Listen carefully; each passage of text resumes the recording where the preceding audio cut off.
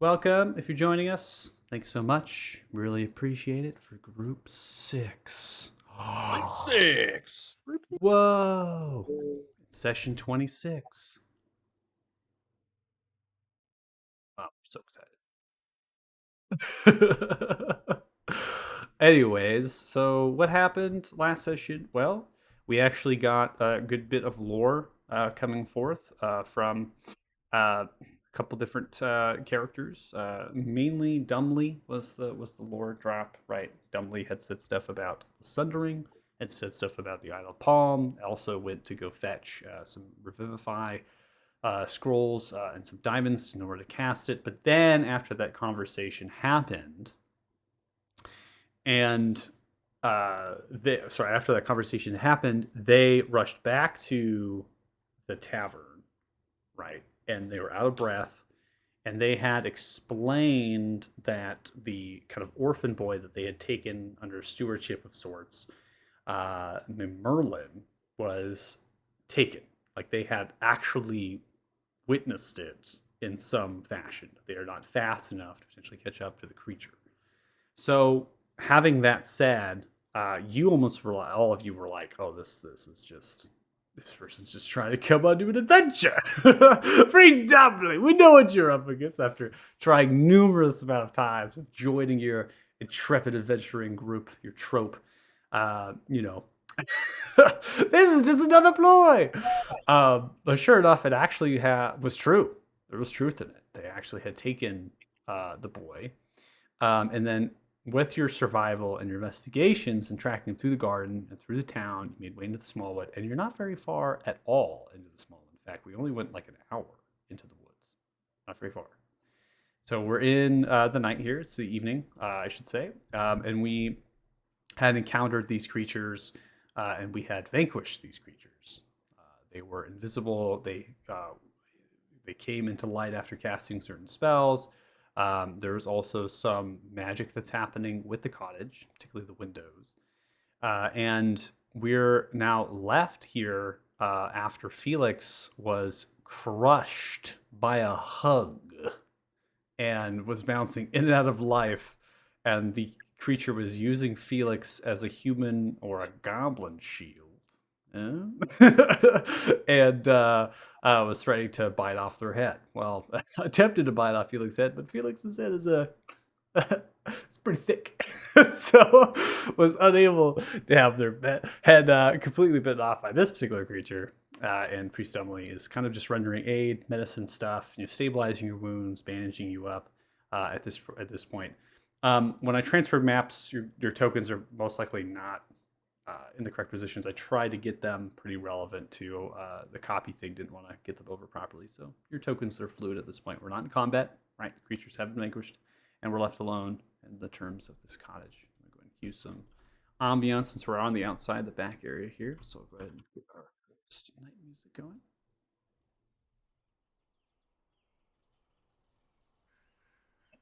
We've yet to really investigate the cottage for the boy, right? Because the tracks lead here, and we have yet to really go through the bodies of the creatures. So just an FYI.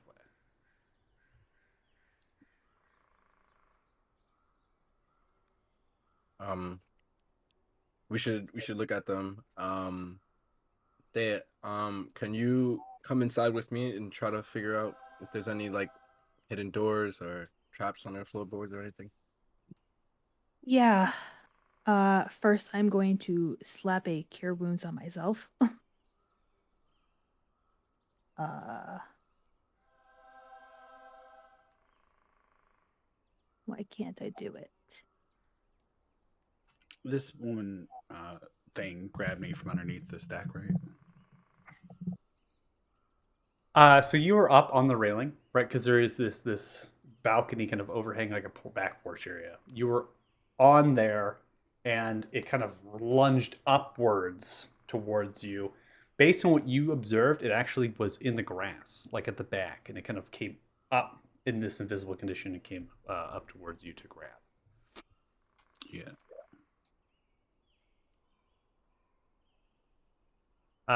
Thea, as far as putting cure wounds on yourself, There. you I should be found able it. to. Okay, and you should probably target yourself, but we're out of combat, so it should still roll regardless. Still Yeah. can't get through this window door.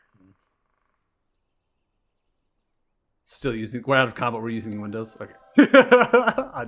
Understandable. I got it. All right, so 6 points back to me. Cool. I'd like to try to look around, see if I can find any like floorboards, hidden doors, or storages of any kind. Yeah, I'll also be doing that. Marlin, where are you?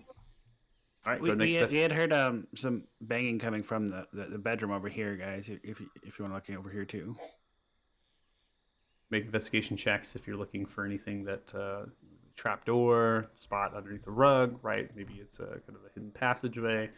Kind of looking around, doing the best you can. Felix, when you call out in that room, the chest speaks. How are you doing? I'm lagging a little bit. Just FYI. I didn't hear what you said, Michael. Okay, give me 1 second here.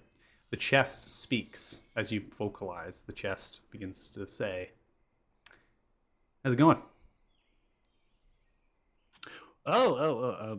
Good. How are you? I'm doing good.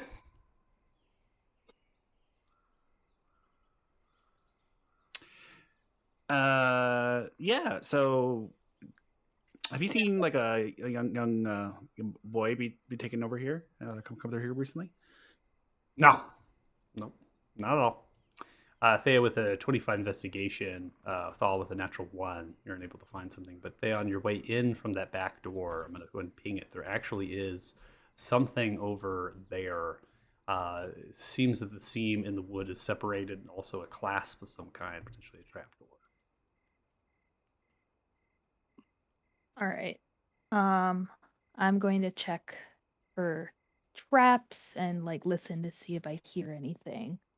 Okay, I'm going to take the 25 investigation for trap checking as well. You don't see any kind of strings or, twine or other sorts of kind of almost like, oh, I'm going to pull this up and then the trap is going to come out at me. You also kind of lift it a little bit after getting your dagger into the seams. Maybe there's a plate underneath or something. No, in fact, it actually carries through. And then as soon as you almost kind of jiggle with it, you hear a voice coming from deep down below. Hello? That sounds like a kid's voice. Mm-hmm.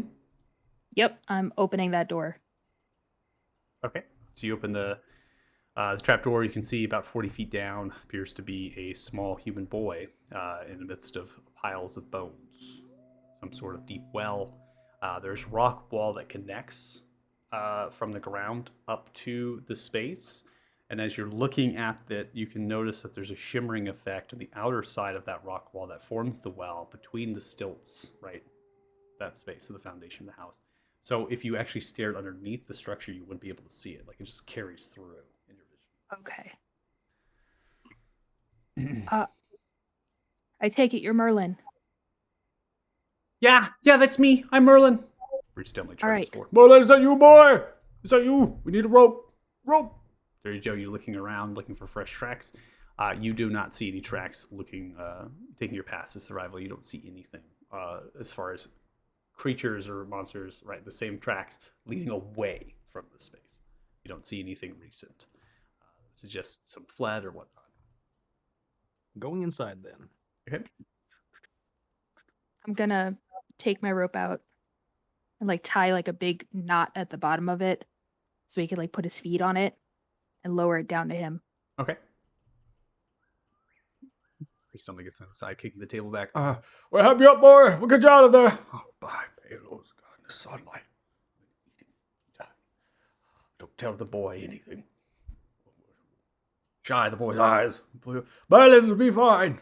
Just come up here. We're going to get you out of there. Take you home. As you're both beginning to lift Merlin up, kind of wraps as well, ties it off. Merlin seems to be with it, ties it off around the waist as well, right? Kind of making a nice knot, and then begins to kind of grab it to brace themselves, and then you're now kind of pulling the boy up. No check needed. There's no weight really to that. You can take as much time as you want as you're doing that. Now there's a trio of pies on the table. There's a bunch of cooking and different sorts of supplies here, and so you notice that the smells of that food are around you, and everything seems to be quite normal in terms of this. It just seems to be a simple cottage. But for Felix back there in the room, and for those who have maybe passed by the space, the chest then begins to jiggle. So it bounces forward a little bit, 1 step to 2 step, 2 eyes pop up, and then a mouth. My name's Herbert. Who are you? Oh, hey, Herbert. I'm Felix Fenicus, at your service. Can I give it a bow? Oh, Felix Fenicus. By chance, have you seen my owners around? Well, I don't know. What do they look like? Well, they're like kind of green, tall, whitish hair. Yeah, they're dead. Oh, they're dead. Oh, why did you say so? Oh, okay. Oh. All right. Do you know where their bodies are? Why do you ask? Um, gosh, Joey. Well, it's part of their contract. I need to consume their bodies. Right. Of course. Yep. Naturally. What you gonna do after you consume their bodies? Well, after I consume their bodies, I'll either teleport back to my pocket plane, or perhaps you and I could sign a contract. How's that sound? Maybe. What happens when you consume their bodies? Like, why would that be part of your contract? Well, it's very simple actually. You want to see the contract? Yes. A tongue unrolls. As the tongue unrolls and unfurls, the scroll kind of clings to the saliva of the tongue as it unrolls in front of you. It simply states, "Here lies a chest of pocket cottage," basically detailing in this contract that the actual cottage around you, everything about it, is actually conjured by the chest. States that it actually exists in interdimensional space. It's a creature, a construct creature, and other things. And then at a huge, massive disclaimer, in exchange for all of this, I get to eat you when you die. That is literally it. Right. Well, you'll find them out back. I don't think we're interested in a contract, but you do you, bud. All right, sounds great. Begins to lunge itself back and forth to the sides, scraping the wood. Oh, hey guys, there's this walking chest that's gonna eat the bodies of the hag, so don't worry about that. No, I'm Start- worried about that. I There's a start going what out to check their pockets before this chest eats them. Just gotta search them before it gets to it. Okay, so you go off to search, making a little bit of a tile token for the chest. It I'm goes- gonna go and make sure Othello doesn't get eaten as well. Make an investigation in terms of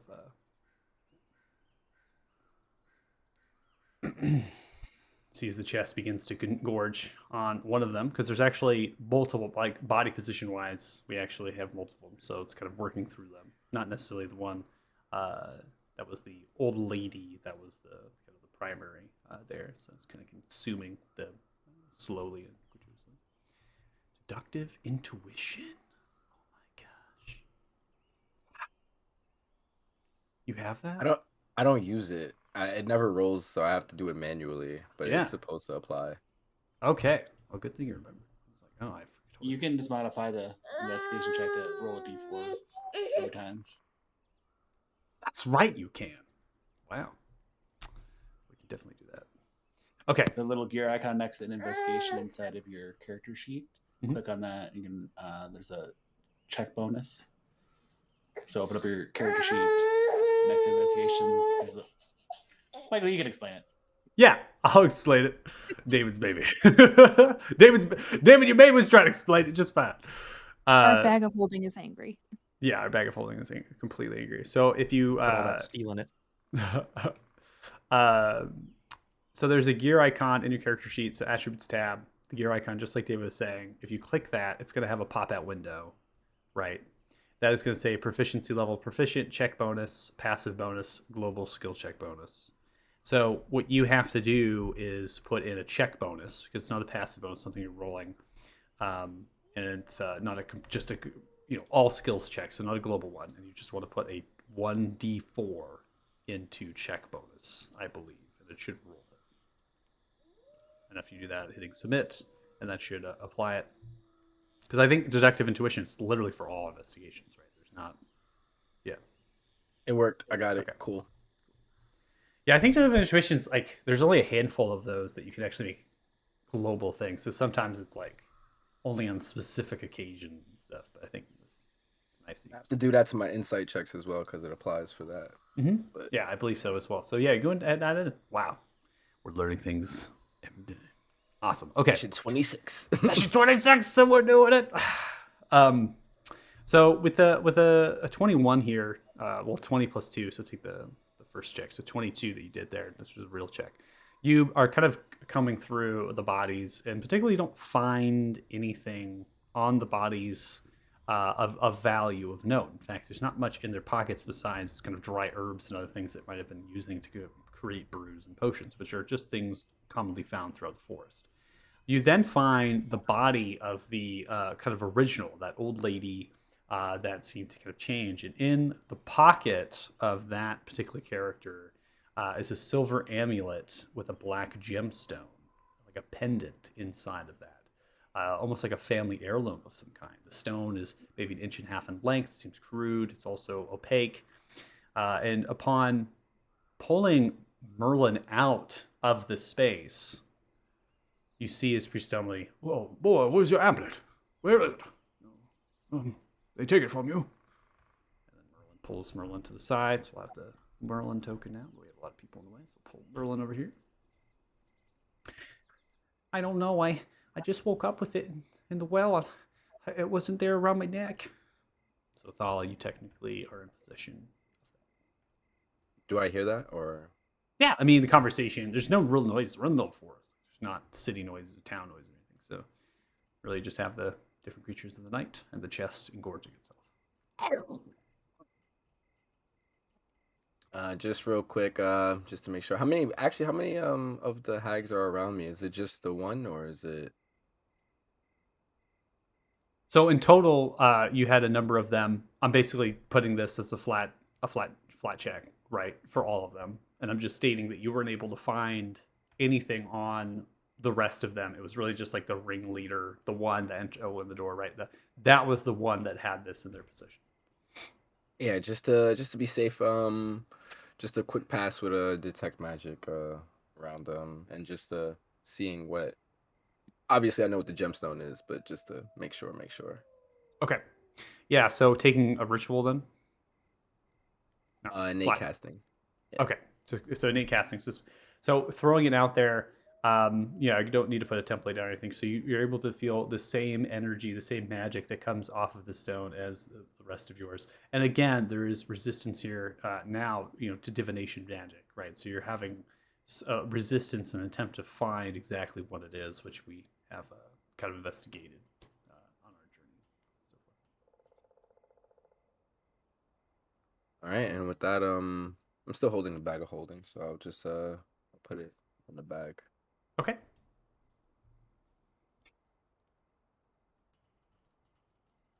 Oh boy, we'll get you all out of here. You don't need to see anything. Come on. Well, I'm taking the boy back home. I know the way. You are more than welcome to investigate what the fuck is happening here. Maybe we can debrief the commander. Yes, sound good. Merlin, come on. Don't look. Come on. Begins to kind of hover the eyes. Remember, there's blood everywhere. Just FYI, I've wiped the scene, but it's just hordes of lightning bolts are going off. Like this whole place is completely destroyed. This is Priest Elvis kind of holding the eyes of the boy, and really just tunneling the vision, and they begin to pass out of space. They're just going to be walking back through the woods. Again, it's a small wood. There's not really creatures in here that pose any harm to them. So this is why this is extremely strange. Like Priest Elvis never seen this before, so they're not passing. Back to the fort. Hey, fella, have you ever seen a corpse-eating chest like this before? Should I be very afraid right now? Well, it did say that it had a contract, so I mean, probably wouldn't harm us if we don't get in the way of its contract. And it's hags. Huh. And wait, contract. Is there a place where beings like this can go to litigate said contracts?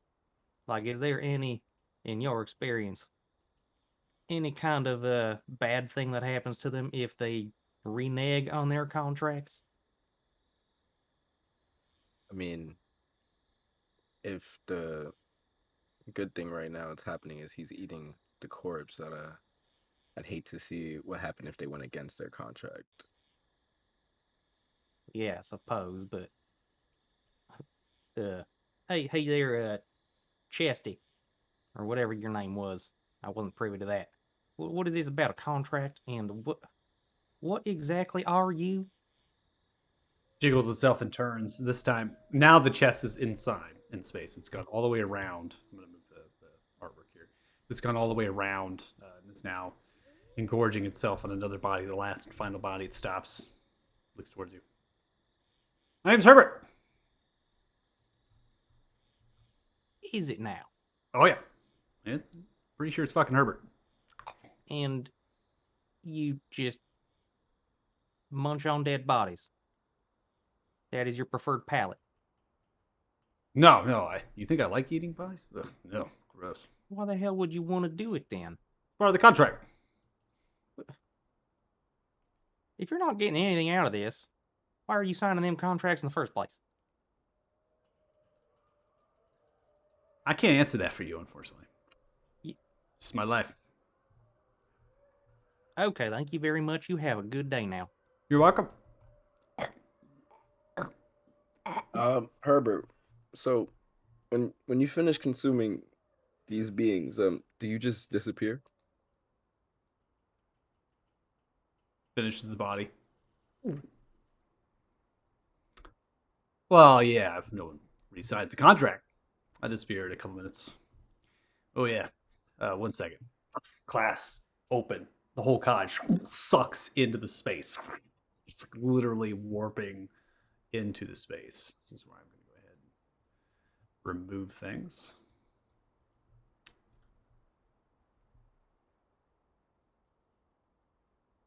Hell, man.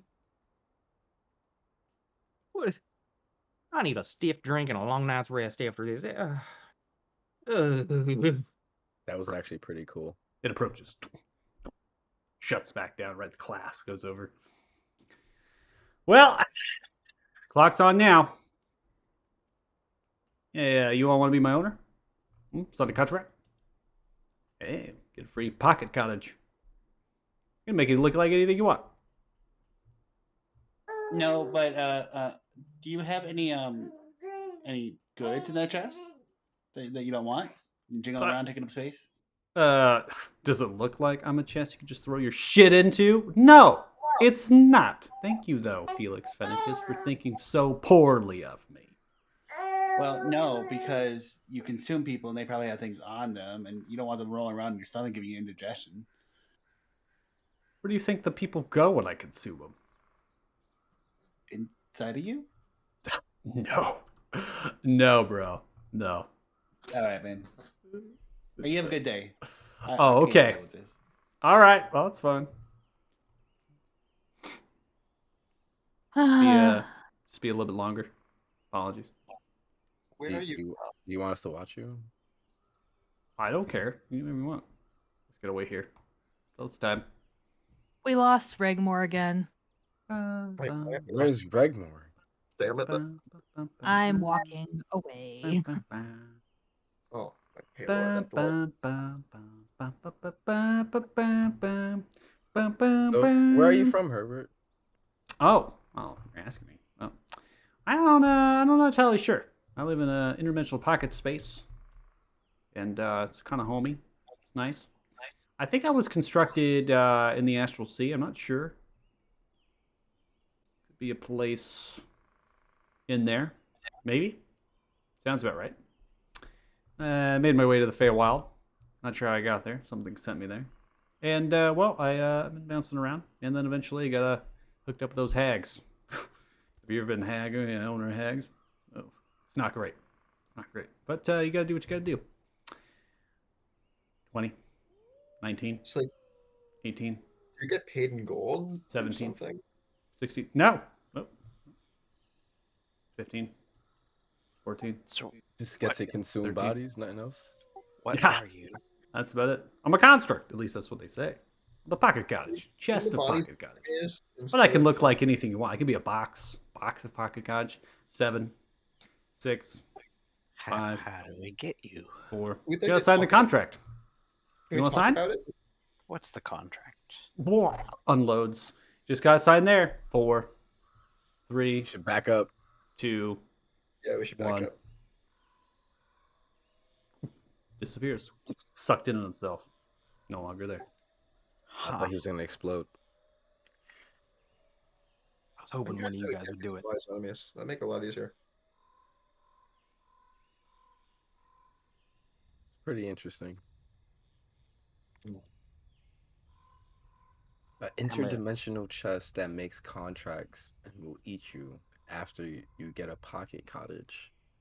This It world is sounds like weird. exactly the kind of risks one need not be taking, especially when we're already getting our hands full with dragons and all kinds of other nonsense. I mean, what else is this day gonna hold? Get the hell out of here, guys. It's been a minute. It'll cost us. You're blind. I can And, see it. sorry for Okay. kind of just going in there, jump through the door, and sending everything to hell back there. I started seeing red when I came across a coven of hags trying to eat a little boy. Personal history and all that. I mean, yeah. There was a little kid. It's fine. Yeah, thanks for having my back, everybody. Yeah, no worries, man. We're all here for each other. Indeed. Well, I could use some more of that whiskey. That thick whiskey.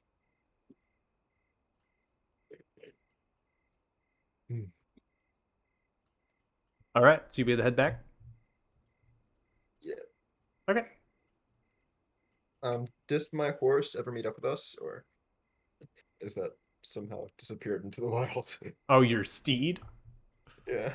Yeah. Oh. Priscilla's not happy. But yes, your horse returns. Master, I have surveyed the scene. No one's escaped. Good. Puts the good hoof job. down.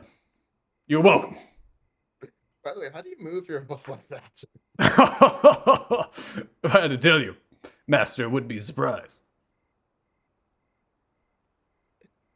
Under his breath, you hear Costos mutter. What the hell did I summon?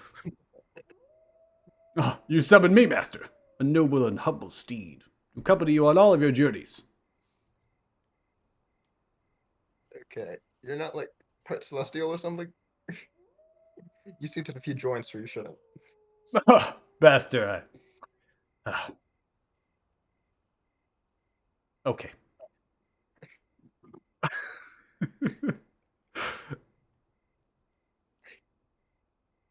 Okay then. Would you like to mount me? Let's not put it like that. But sure. Lowers himself down. Master, I'm so glad that we're united. I can't. Oh, Minor, playing with a minor, right? yeah, we're united again. Ah, let's go home, Master. Why did you make it attack? Because you made it a big point. You made it a point last time. I was like, where's my horse? Why can't I charge you to a cottage? Why can't I do this? So I'm like, I guess I gotta give the horse a personality, the whole thing. So you got it, Lucas. You got it because you wanted it. So now it's there. But I'm gonna just stop it now. All right, we're done. That's all I wanted. Tee it up. All right. You begin to walk back through the small wood. Again, this doesn't take very long, maybe an hour or so. This time you're not really tracking. And you can take a leisurely pace if you want, but I'm pretty sure you don't want to stick around in woods. So you're probably kind of huffing it, a little double time maybe.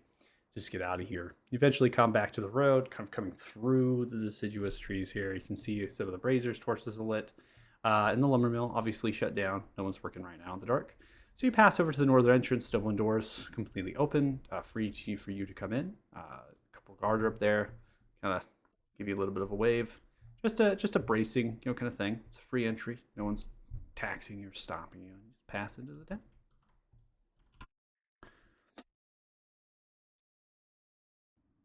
Quiet. People are asleep or settling down. Lots of the candlelight from the buildings and the windows. The tents with their campfires, their pots, bubbling and brewing. You're just walking yourself through to wherever it is that you all like to go. I'd like to But, check to make sure that Priest Dumley and Merlin made it back. Okay. Stopping in, you can see that the back door, right, they're fixing up the back door, trying to get that somewhat situated. There's also guard there currently. Probably Priest Emily warned other people, so guard are kind of around there and inside of the temple itself. You're able to pass in through the double wooden door into the temple space. There's about 4 rows of kind of stonish wooden pews with a balcony overhang to the left and right, and a larger one at the backdrop that goes over the entrance, staircase spiral at each corner to your left and right as you enter in.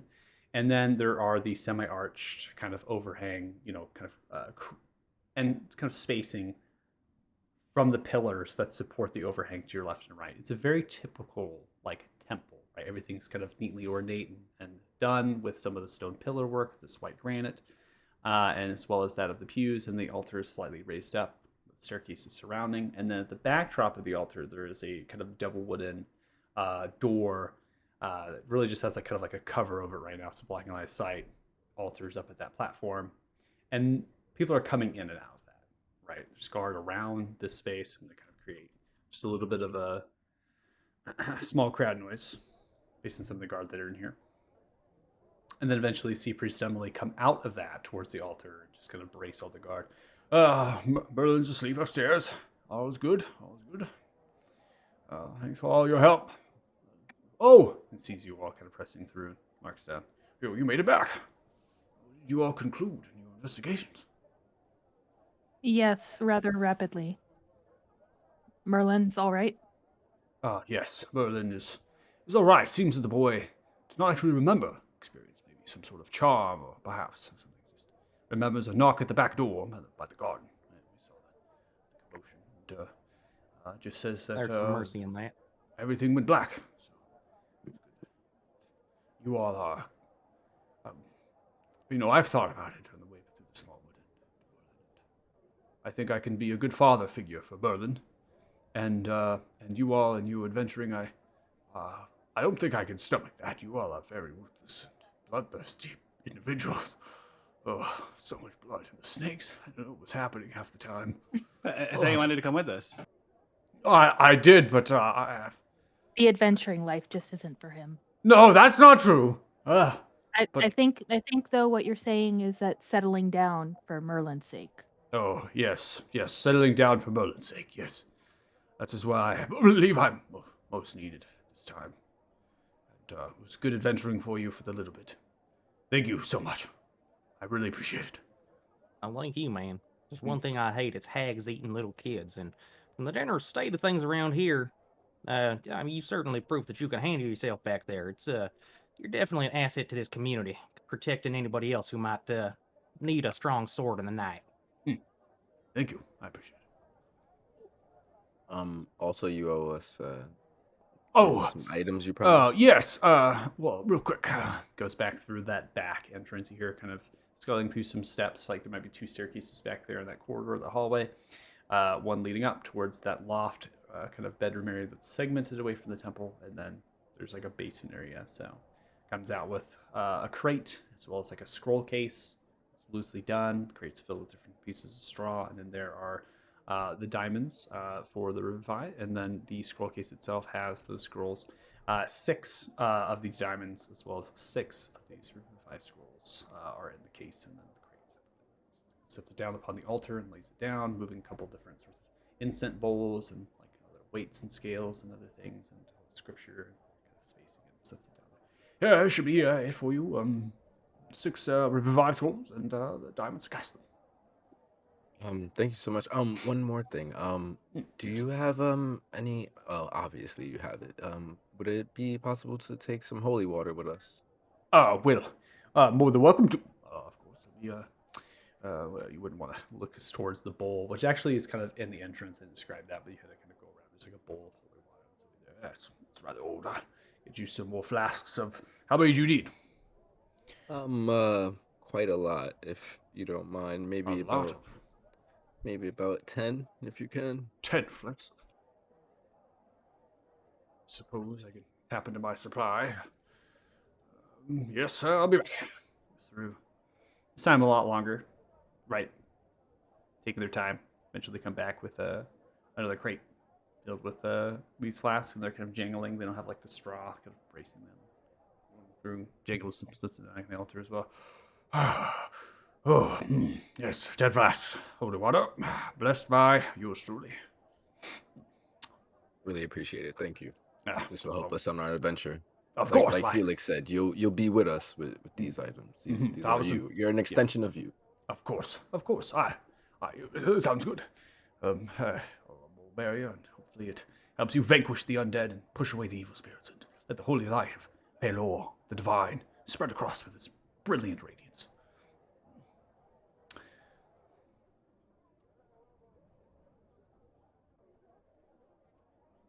Thank you very much. Oh, you're welcome. You be safe. Oh, Have a I good will. night. You Watch all have a over- good. Watch over him. Of course. My watchful eye.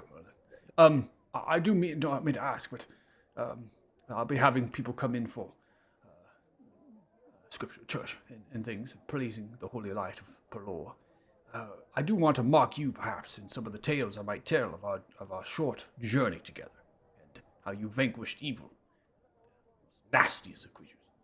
Is there perhaps a adventure trope name you all have, or a thing you go by, perhaps a title?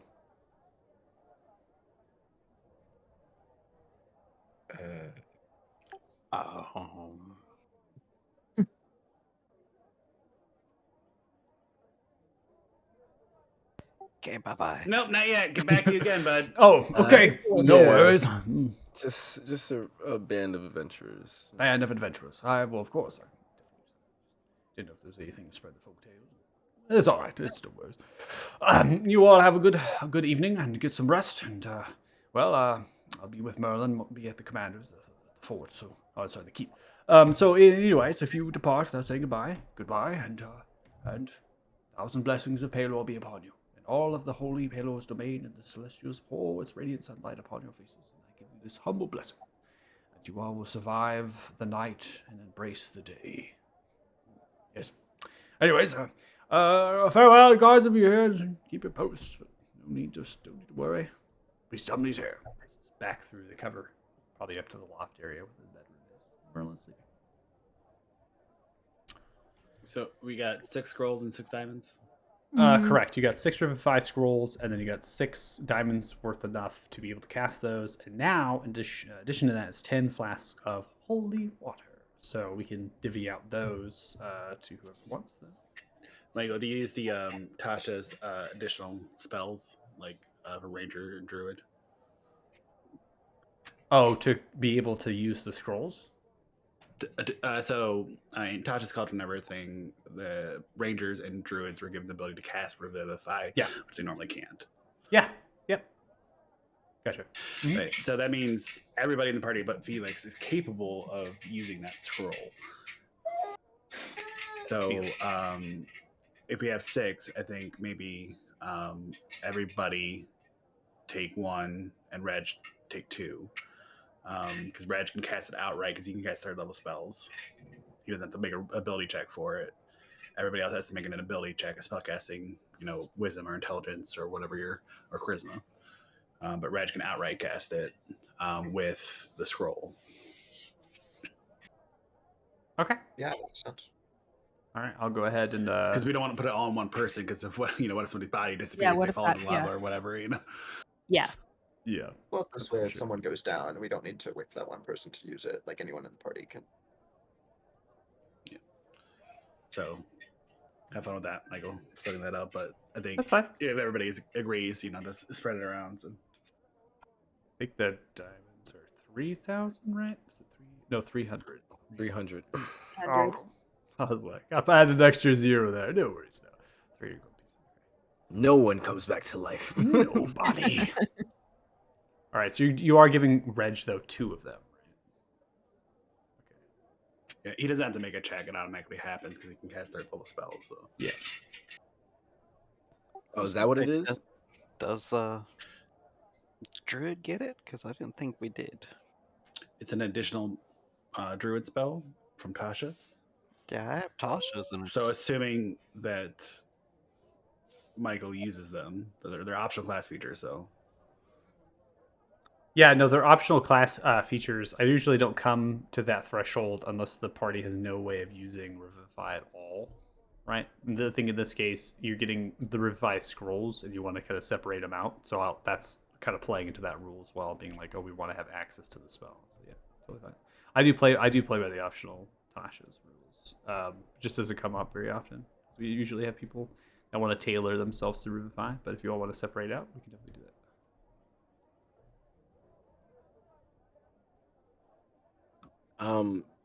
This is a cleric spell scroll, right? It wouldn't be able to go into a wizard spell book. no, you're only able to cast because you have 1 level of artificer. Oh, thank the artificer.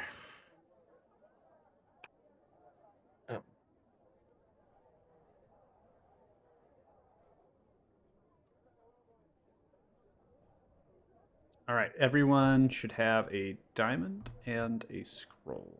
They'll be in your inventory. yeah, I missed that page. There's some more on there that I went through. It's like, oh, I thought I added all the druid spells from all 3 books. They change them all the time. So many optional. Everyone, you have a spell. You have a spell. Everyone has spells. You want to be able to revivify somebody? You can. Love it.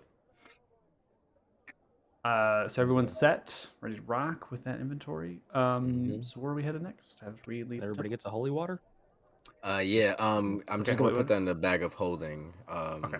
Just put the We crate can in the use it bag as of like a holding. bomb, right? Essentially, because I'm just planning. We're going to fight a horde of zombies, so I'd rather us have some things to prepare ourselves against the undead. Well, yeah, exactly. So maybe everybody should have at least one. I Like mean, on we're hand? going to sleep, but we want to separate them now. We could do that as well. Yeah. Might as well. I Already was thinking keeping our own about we inventory. could do something. So there's 6 of us. Everyone We gets get one and 6. four. And, I mean, yeah, everyone gets 1, and then we keep 4 separated. Make a little, probably mini bomb. Everybody gets 2. If we need to put them back together for any reason, but keep 2 on per person. I was thinking. We only have 10. 6 people. No, I can't Yeah. do math. I was just saying we all each get 1 to have on our person just in case, and then I could put 4 together. We probably put that in a bag or a net, and we could probably fling that and you can around. catapult it, right? Exactly. Yeah, like catapulting. Those are really effective. Mm-hmm. If we find ourselves fighting something that's very difficult, I think that would be useful. Dragon. Undead dragon, sure. Ooh, All right, so we're splitting it let's up. go. So we're splitting. Everybody will get 1, and I guess 4 will go into the bag of holding. Okay, so you're gonna have 4, and then everyone's getting 1. Correct. I believe I get 1 as well. So everyone in the party gets 1, in the bag of holding, the treasury then- gets 4. Okay, I got you. All right, I'll put it into the cargo and crew.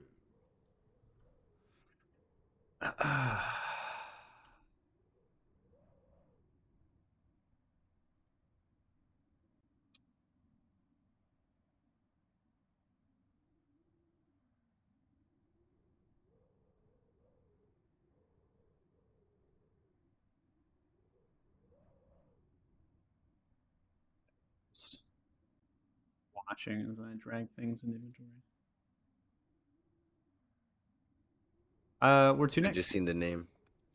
We're not calling ourselves that. Oh, you don't like that? Yeah, no, absolutely not. Hard pass. Wait, rollers. Uh, Guess we okay. turned in tonight. Long day. Wait for the morning. Mm-hmm. Yeah, I'm ready to knock the hell out. Around what time do we want to set off tomorrow? Noon. Okay. I'm Gives not us time. opposed to that. Get some rest, pick up our supplies, and head out of town.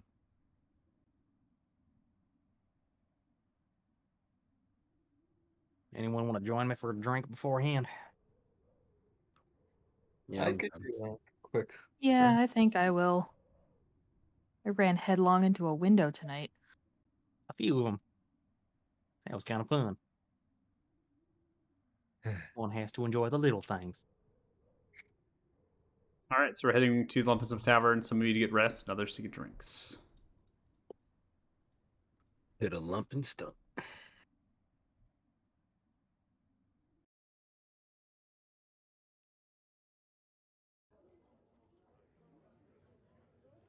As you come in, it's pretty quiet. So I just dragged your tokens at the table. There's not many people particularly in here at the present moment. Everyone's kind of doing their own thing and whatnot. So there, not much is happening. Some travelers and things that haven't gone to bed. Other people in here that you saw before, right? They've cleared out.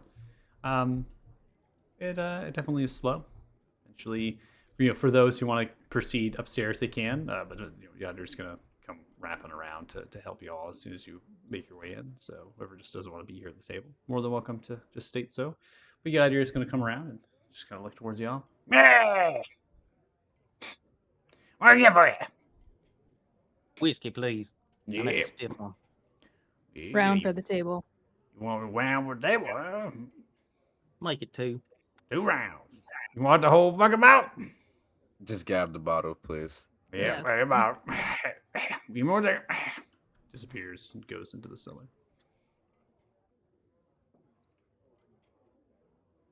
For some reason, I feel like I'm understanding him the longer I'm here. Yeah, that's how languages generally work, right? I mean, but he has his own language, I guess. Yeah, I'm still working on it. he's speaking common. Who's common? Sounds mean, like I the understand ogres him. I've run into before. Way up in the hills. Yeah, But he kind of smelled the same.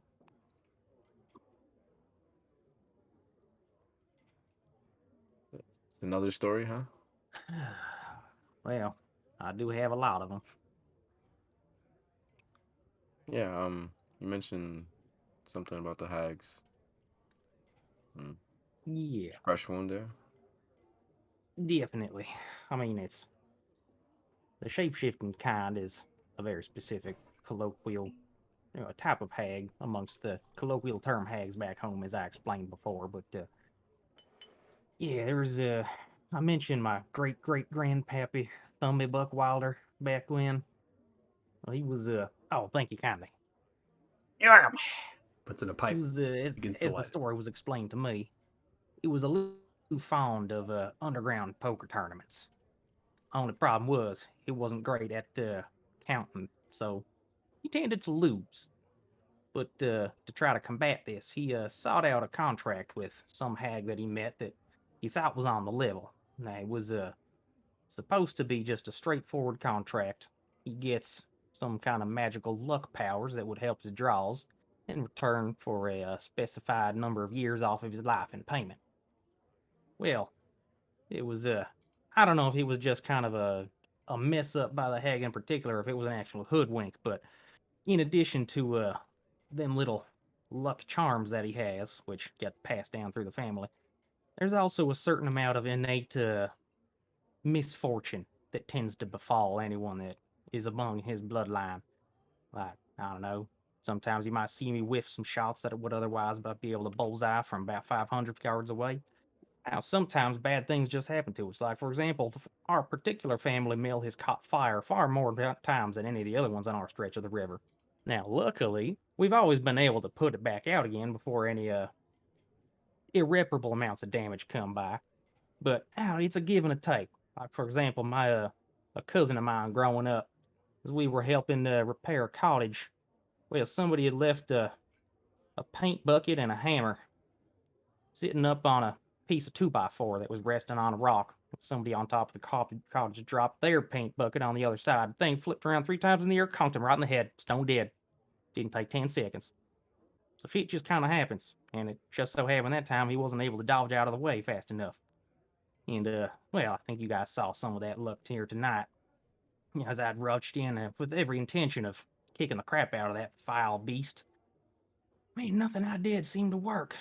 She got the better of me just like that. Goes to show you, man, sometimes the luck's on my side and I can weasel my way out of things.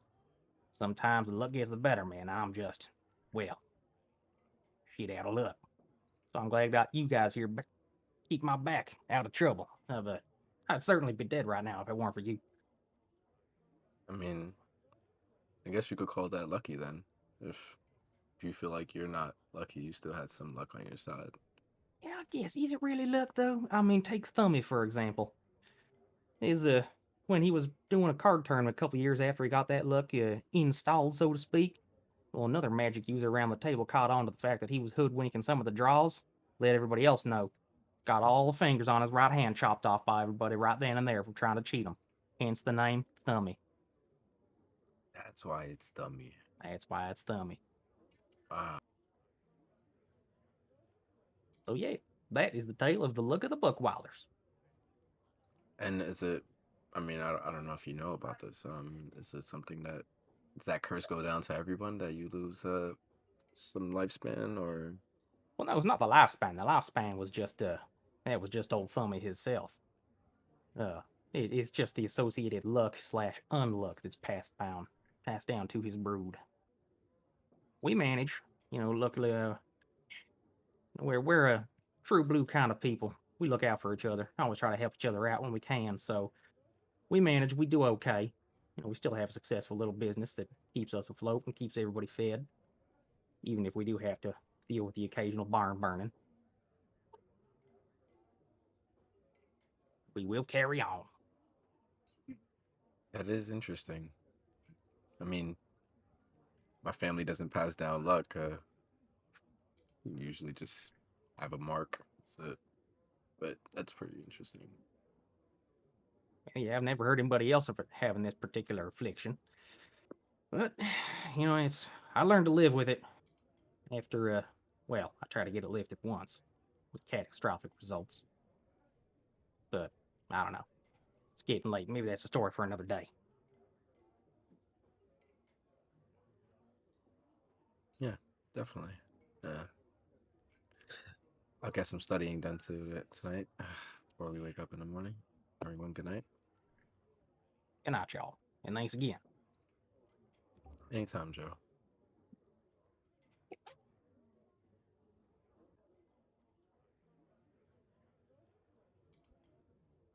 Okay. Finishing up your conversation, you notice that Yadir is laughing jovially to themselves. They're beginning to make a dough for bread potentially in the morning as they're smoking out a pipe and just filling with smoke. Just singing to themselves and enjoying everything that's happening inside of the kitchen. A lot of the travelers at this point are passing up to the rooms. And you all are more than welcome to take a long rest if that's the case here. So I'll go ahead and prompt rest. I have a question. I was trying to copy down a Dunamantic spell. I know they don't have the savant thing for chronomancy. Do I get that, or is that not capable? I just spend the regular 100 coins. Oh, you're talking about savant for your chronomancy. So as far as dunamancy spells are concerned, right? Difference of magic. I'm probably going to say you would not be a savant. Maybe that's something that we can discuss later on. The more that you work with dunamancy spells. Yeah, no problem. So it's a level 2, so that's 100, right? Yes. Yeah, I believe so. per spell level, and then it's 2 hours per spell level. So it's like 4 hours. Yeah, but I tried to do it earlier, so I'm thinking Yeah. that I would have enough time to do it tonight and get a long rest. Yeah, I think so. Based on what you were doing earlier, I think there's enough time to be able to do anything in a long rest for sure. Yeah, no worries there. Let's see. I always want to prompt for long rest here, but because there's so many summons that you have, it wants to populate with those. What? Nothing. There's a way I could prompt people to do a long rest. But every time that I try to add something like a new player token, it relates to the owner. Like it relates to all of your like summons. It wants to rest those. I think there's a way I can create like a custom like profile loadout for it. So just haven't gotten around to it. So, but y'all can do long rest from your character sheets. No worries there.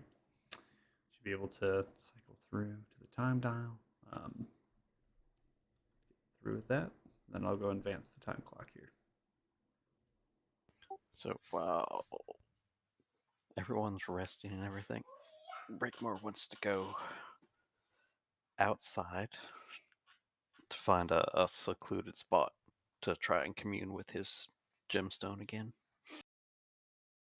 Okay. But speaking, I want to say it was Beltzar, the silver dragon's name that in the vision. Oh, okay. Yeah. Okay. So you're wanting to kind of communicate. What are you attempting to kind of accomplish? Just like communicate to?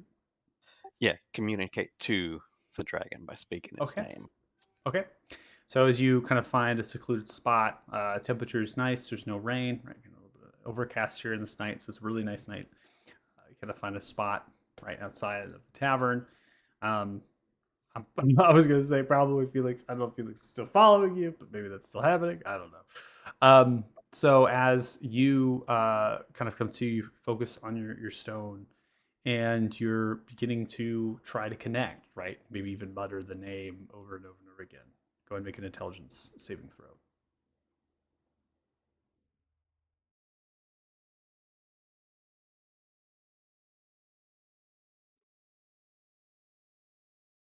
$18. Get the aura protection, baby.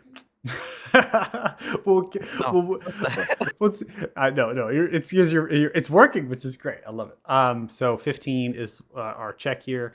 As you're kind of focusing on the stone, a bridge begins to form, communication, and it feels as though you are connected to something. It's unclear of what that might be.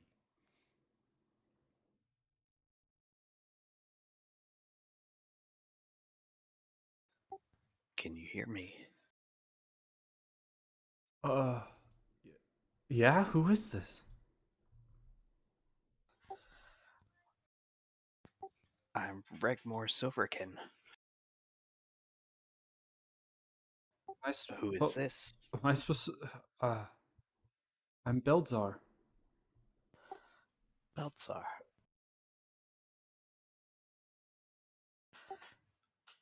I think that I hold a silver gem that may be a dragon essence.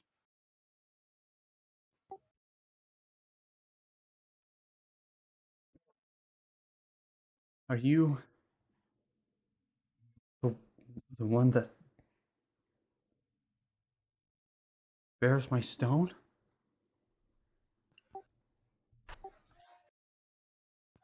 I think so. You shouldn't be talking to me. It's not safe for you.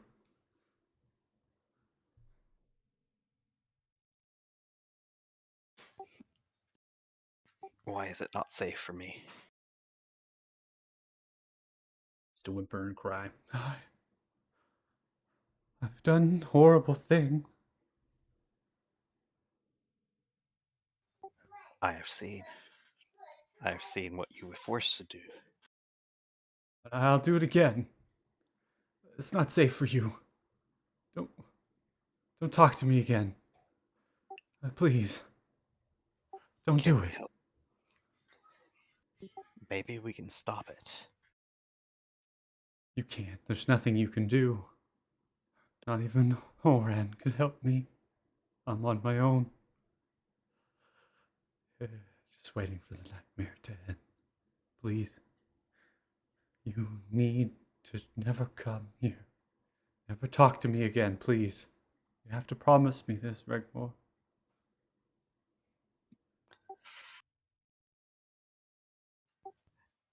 I can't promise you that because my companions, we are set to stop Damodar. Then you'll do what you have to do, I guess.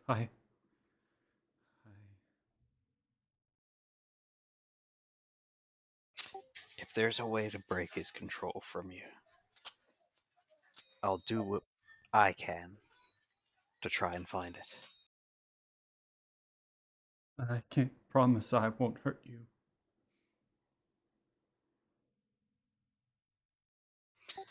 Many others have tried. Don't understand the power that I wield.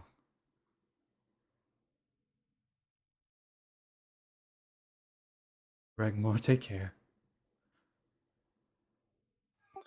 You as well. He. Don't call. Don't call again. The voice dwindles out in space, and you're pulled back from the stone. Left. Under a few deciduous trees, the back alley of the tavern. Different shrubs.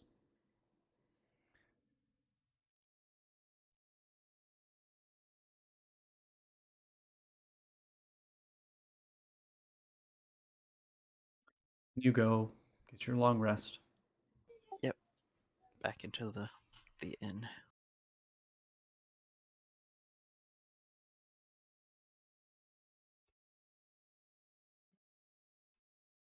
So, for all of you here,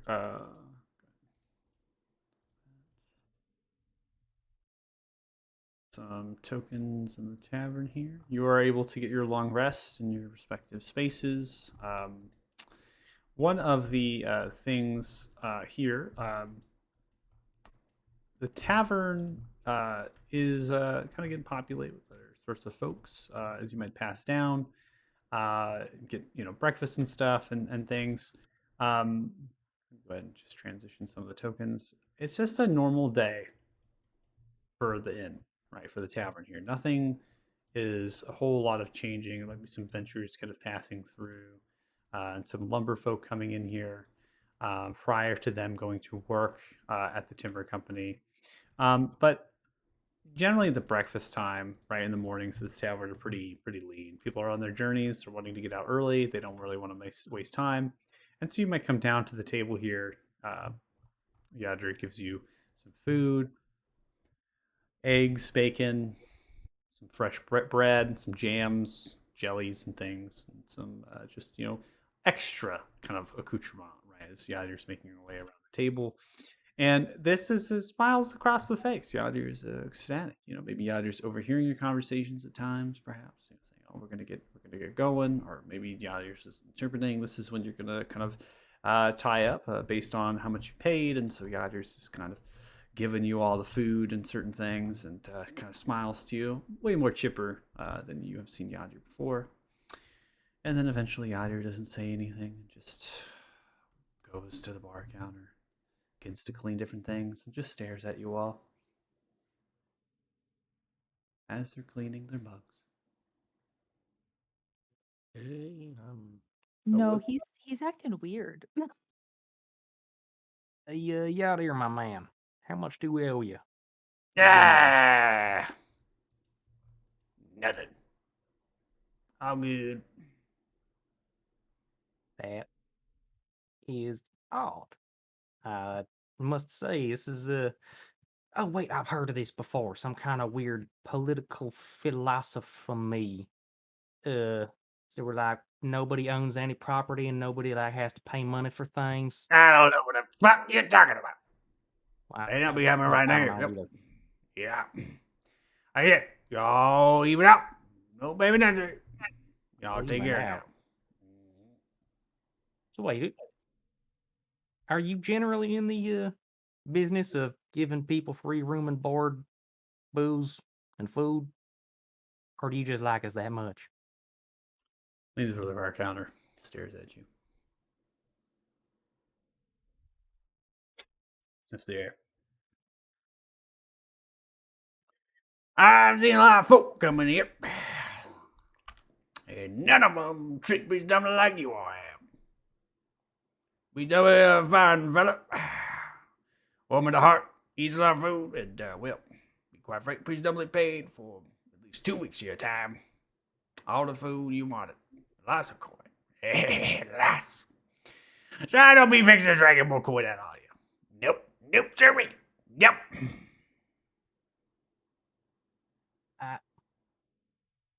Okay, man, I'm gonna be honest here. I'm not from these parts. I know my accent is pretty different myself. I did not understand a word you just said. Yeah. Maybe write that out for me. I was gonna No. ask, can I hear them from where I'm sitting? Yeah, it's quiet. People just eating. Like I said, there's nothing really happening inside of here. As far Does as the what he tavern. said track with his facial expression, like how he's staring at us? What do you mean track? Is in like what they're Like saying versus? yeah, he's saying that Priest Emily paid for us for 2 Mhm. weeks. Yeah, I mean, Priest Emily Is was the way handing he's over coin. staring at us like, oh, like I just hit the jackpot, or he's just like blankly staring at us. Roll insight. We're now into insight land. So 28. Wow. Okay. So what you can tell from Yadir is that it's just genuinely impressed overhearing the conversation here at this distance. Genuinely impressed that you all treat Priest Dumbly with that respect. Right. Okay. Seems like people. Priest Dumbly is like what was stated, kind of going to adventurers and things, try to ask them and such. And it seems like you all have been genuinely nice to Priest Dumbly and also helped them right in the middle of the night. Yadir was down here when you all rushed down the stairs, right? He's frantic. So, Mhm. and then Priest Dumbly also paid for things, right? Handing over coin versus and such. So, I'm genuinely telling you all that you don't need to pay because Priest Dumbly already paid it. Okay then. Everything's suspicious.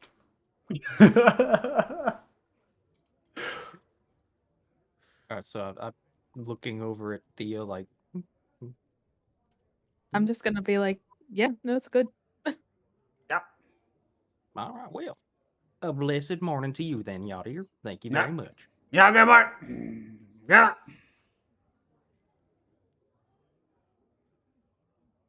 Well, I have something to pick up at the blacksmith.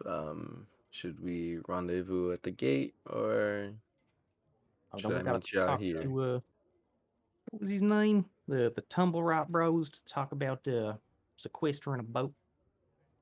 They're around here somewhere, right? Sure. We have to go talk to the commander to What'd you I say? believe talk. it Yeah. was the I don't commander. know. I believe it was the commander that said he'd have a boat for us, or do we He have to said go to speak somewhere? talk to Stilton Tumblerot. Yeah. By the Yeah, bridge, wherever I that have was. I have it right here. Okay. Yeah, I'll join you, but can we make a pit stop first? Certainly. I got something I want to go work on, so meet you guys at the dock at 12. Is that the plan? Yeah, we'll meet at noon. Okay. Sure. Well, how much more time we can spend here, guys? Yeah, noon. Yeah, we got 4 hours. Tying up some loose ends, Felix. That's like a whole half day that we could be doing what we're trying to do here. Shit. What? Man, I want to make sure we're prepared. We're going into hordes of undead and shit. Would you feel better with 3 hours? No, it's okay. I'm just gonna go back to sleep. You guys come get me. Out of your gym. Felix, go back to sleep. I love it. All right. Okay, so we've got people. So Felix is going upstairs to go back to sleep. Okay, I'm just gonna activate town map. Then we'll get off of that map. So, so we have people going to the smith. Right? Yeah, Aldala. Okay. There is a company. Okay. Which will accompany Othala. All right. Regmore and Othala are going to the smith. All I right. guess I'm gonna go find Stilton. Okay. We have. Yeah, I was Mhm. gonna go with Joe, but I'd like to make a pit stop over at the temple first. Okay. So making a pit stop for the temple. So I'm assuming you're both going to go to the temple and then go to those. Okay. Casas. I'm gonna go try to find a kind of solitary mountain or like little hill if I can. Not too far, but if I can find like a little hill just outside town, kind of solitary.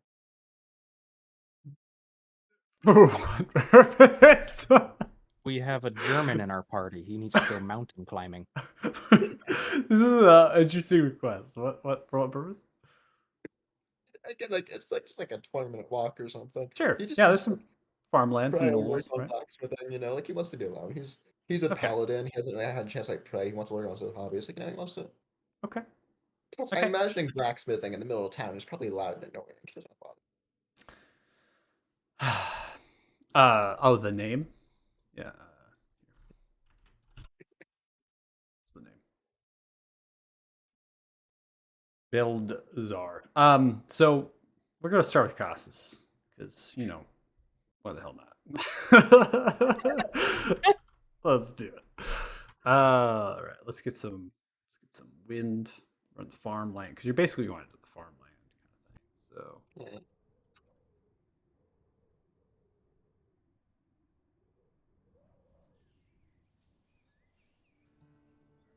all right, so you go out to the knoll, with the fresh made wheat fields. I don't know. I've never heard this ambiance before, so I'm curious as to really what this is.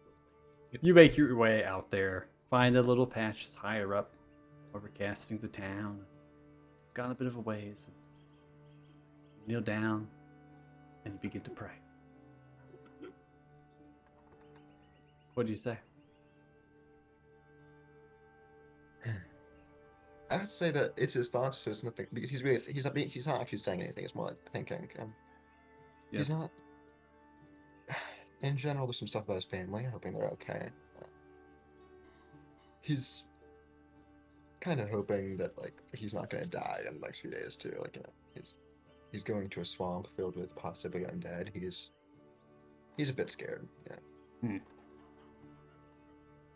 And then there's also almost like a kind of just like there's also part of it that's just a habit. Like he doesn't even know why he's doing it. It's just like he's doing it because it's what he does.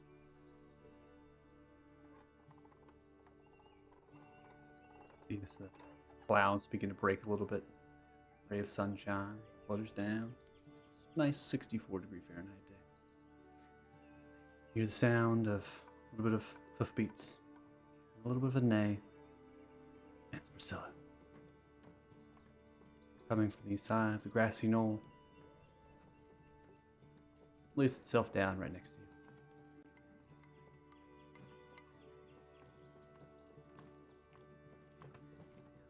Raises a hoof and puts it onto your shoulder. Thank you.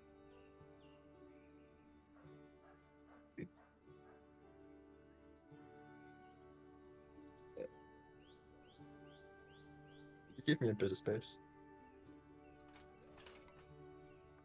Priscilla turns and looks at you. Gets up. Begins to walk back to the town.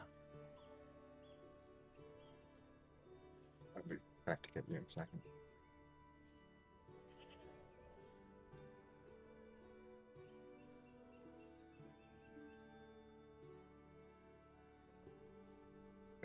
Costas stands up and looks back in the direction of the horse. And there's almost a moment of realization going through his head of, was that Priscilla? Did you say Priscilla? Yes, that literally was Priscilla. Oh shit.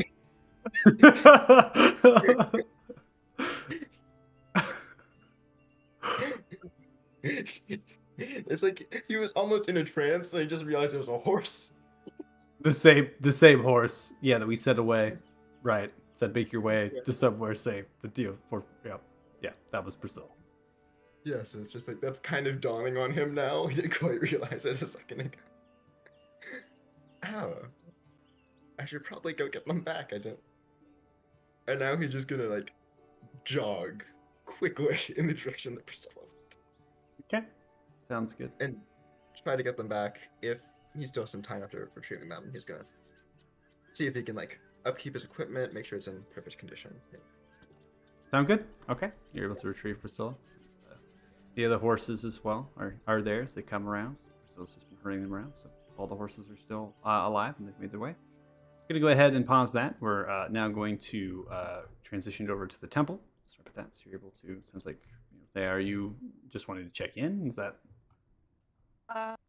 I have, over the course of like the night, probably when Felix was asleep, I pulled 200 gold out of my bag and put it in a different pouch. Hmm. And I'm going to be giving that to Priest Sumley for the upkeep of Merlin. okay? I was lagging a little bit there, so no worries. So you were able to kind of give. You're basically taking that coin for the upkeep of Merlin, right? You want to give that towards Priest Dumley. Yeah. Okay. Graciously thanks you, right? Takes it. Every which coin is going to go towards Merlin and the upkeep and the raising of this person. Graciously thanks you and praises you for the generous gift that you've provided. Merlin also thanks you, shakes your hand, and gives you a slight hug on the leg. Says, "Thank you for saving me." It was a group effort. It was really him. And I point to Priest Sumley. So, hugs Priest Dumley. Oh, you have studies. I appreciate it. We have things to do getting ready for today. You all have a good adventure. Thank you for all your assistance. Yeah, most welcome. Very well now. Good luck. Oh, and before we bounce out, Yes. well, I must say you have been a sterling example and representative of your particular brand of faith. You wouldn't happen to have any literature on your god now, would you? Oh, what, Paylor? Yeah, Oh, yes, I not do. generally known amongst my parts. You want dense reading or light reading? Light rate. Oh, yeah, very sorry. They have something for the likes of you. Begins to huddle over underneath the kind of backside of the altar, pulling different drawers and things. Pulls out a leaflet, maybe a brisk 60 pages. There you are. I should introduce you to the sun god and Palor's domain and some of the prayers and rites and, just common practices. Thank you kindly. You're most welcome. So you look towards the cover. It says, "Worshipping Palor for Dummies." Man, you do know your audience well. Take it. Back at the book. All right. See, then you now heading to Stilton, right? Yes. Okay. Heading to Stilton. We're going to pause that. Go to the blacksmith. All right. Blacksmith.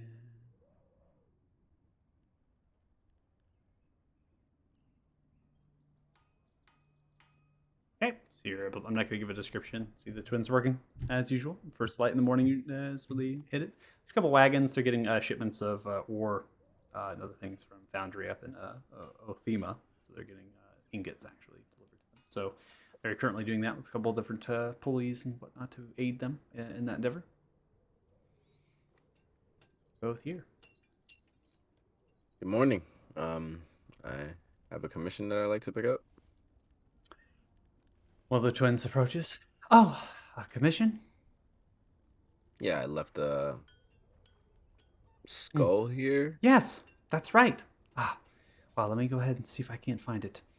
Sorry, it's been crazy. Begins to muddle through a couple crates and different things. Pulls it out. Gilded. I believe it was a gilded skull. Is what you required. This is probably the most odd and intricate thing I've ever worked on. So here you are. I hope I did a good job. It's actually pretty beautiful. Thank Good you. craftsmanship. Oh, well, I try. What seems to be going on? You seem pretty busy. There's a lot of people around. Oh, well, we're kind of preparing, getting ready. You know, we're gonna have paladins and the banner of Lord Downfall is gonna come here down here very soon, a couple weeks time. So we gotta be prepared. They're gonna need repairs and other sorts of work. And talking to my brother and all, and we mentioned the war, and might pick up the shop and head on down, see if we can't give some support. You know, repairing armor and doing things.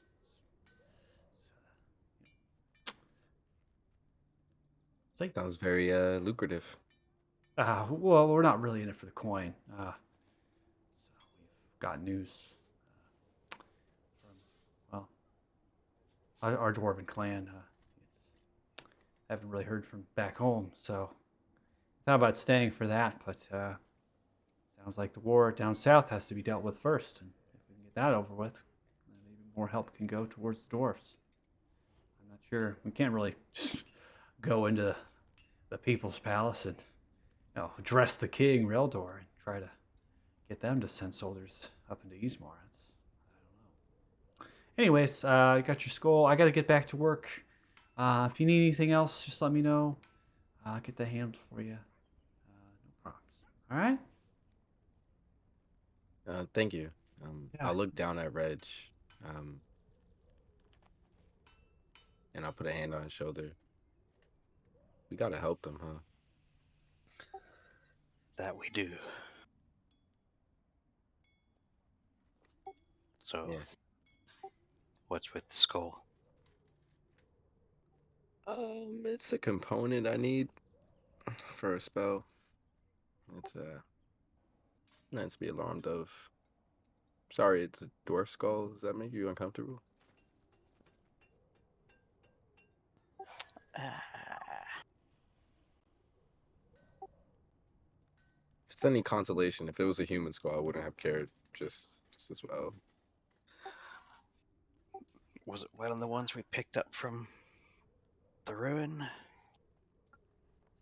Yeah, but I thought because Flaming Skull, once had magical property would actually do well for me if I wanted to use it. That's all it really was. Well, bit uneasy, but I didn't know them, so Well, I won't be parading it around, like putting it on my belt or a cane or anything. It'll be away, so I only use it when I need it.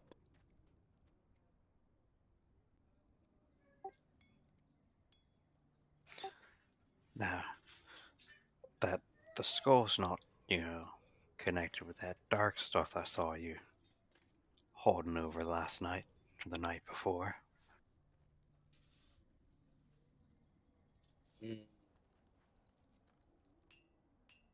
It is. It's not really dark though. Necromancy is pretty frowned upon, I see, but if you use it correctly, it's not too bad.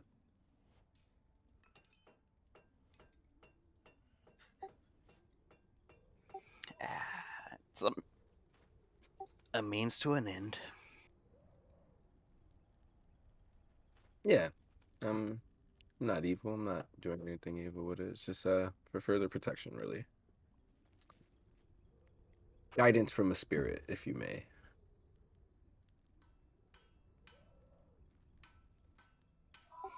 I mean,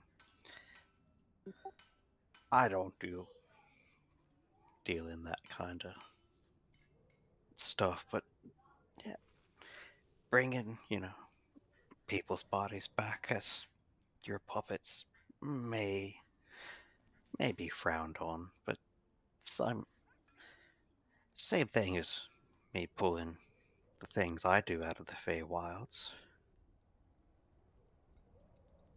Yeah. So I'm not trying to dabble so much in the whole corpse and bones business. This is basically the end of it.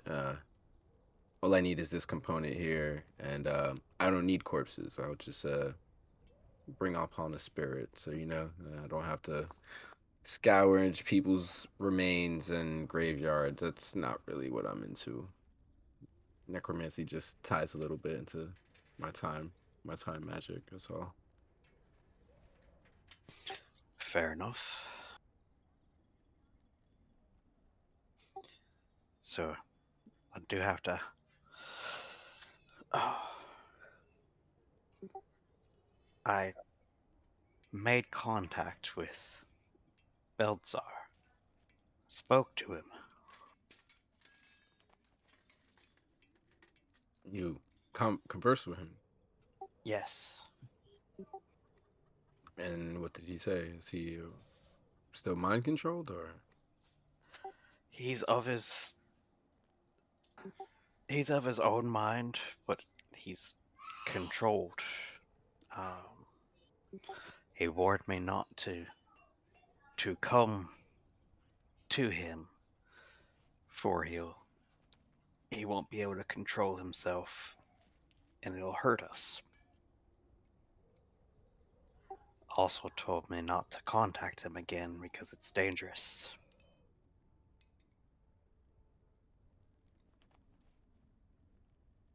Maybe Damodar's watching or listening in. He's just frightful of him.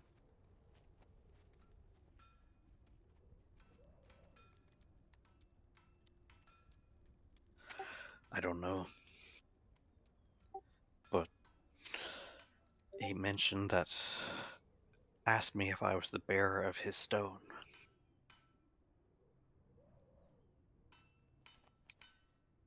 So, do you think these dragons can sense their stones or know that their stones are out there somewhere? Like, this essence thing is pretty weird.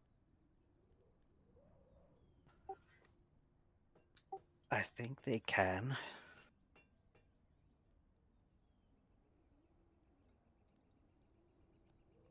I mean, Thresgold did notice the blue stone was missing and notice it went far, but would that have been him noticing the distance or him noticing time went by farther? It's a lot of questions.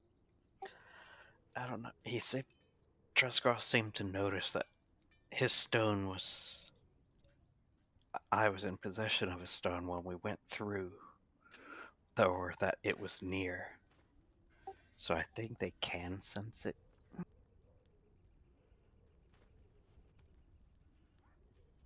Yeah, maybe. Probably might be a proximity thing. Have to be a certain distance or somewhat. But if the silver dragon actually still has some consciousness, that's actually not a bad thing. It means he's not too far gone. We can still help. Yeah, but how do we break that control? How do we help it? Um, willpower and good luck. I don't know. We'll try to figure out a way. We still have a lot to research. Let's try to handle the marshes before we get into that. Maybe something in the Isle of the Blessed can help us. Other than the one that spoke to Costas, there might be some other secrets there.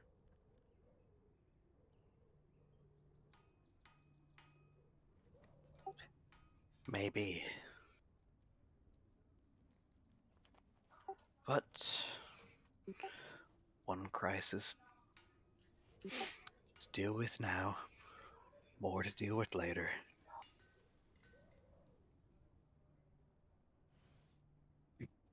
At least we still got some dragon meat. Would be a good dinner.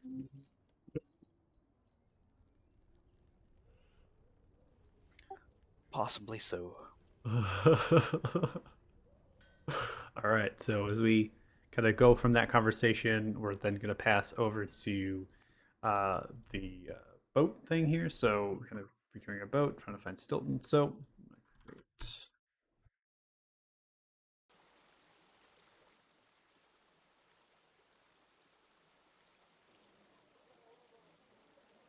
So you head south outside of that entrance there, right? And you're now in the cusp of farmland and other things that are kind of rolling through with many different deciduous trees that are spilling over from the smallwood. As the farmland here fits into almost more lush vegetation, so you're finding more of what would be here, considering we have harvest already. You'd be finding here more greenery type of vegetation that they're growing, rather than like wheat or grains, potatoes, and things. It's more of kind of lush lettuce and other sorts of spinach, or it's green leaf. It can be carrots, right? That kind of thing. It's just kind of more colorful. So they're able to grow here. It's more water accessible. Aqueducts kind of also systems are done to kind of pipe up from the river up to them as well. There's some homestead housing that exists here on the south side, all of which has not been trampled.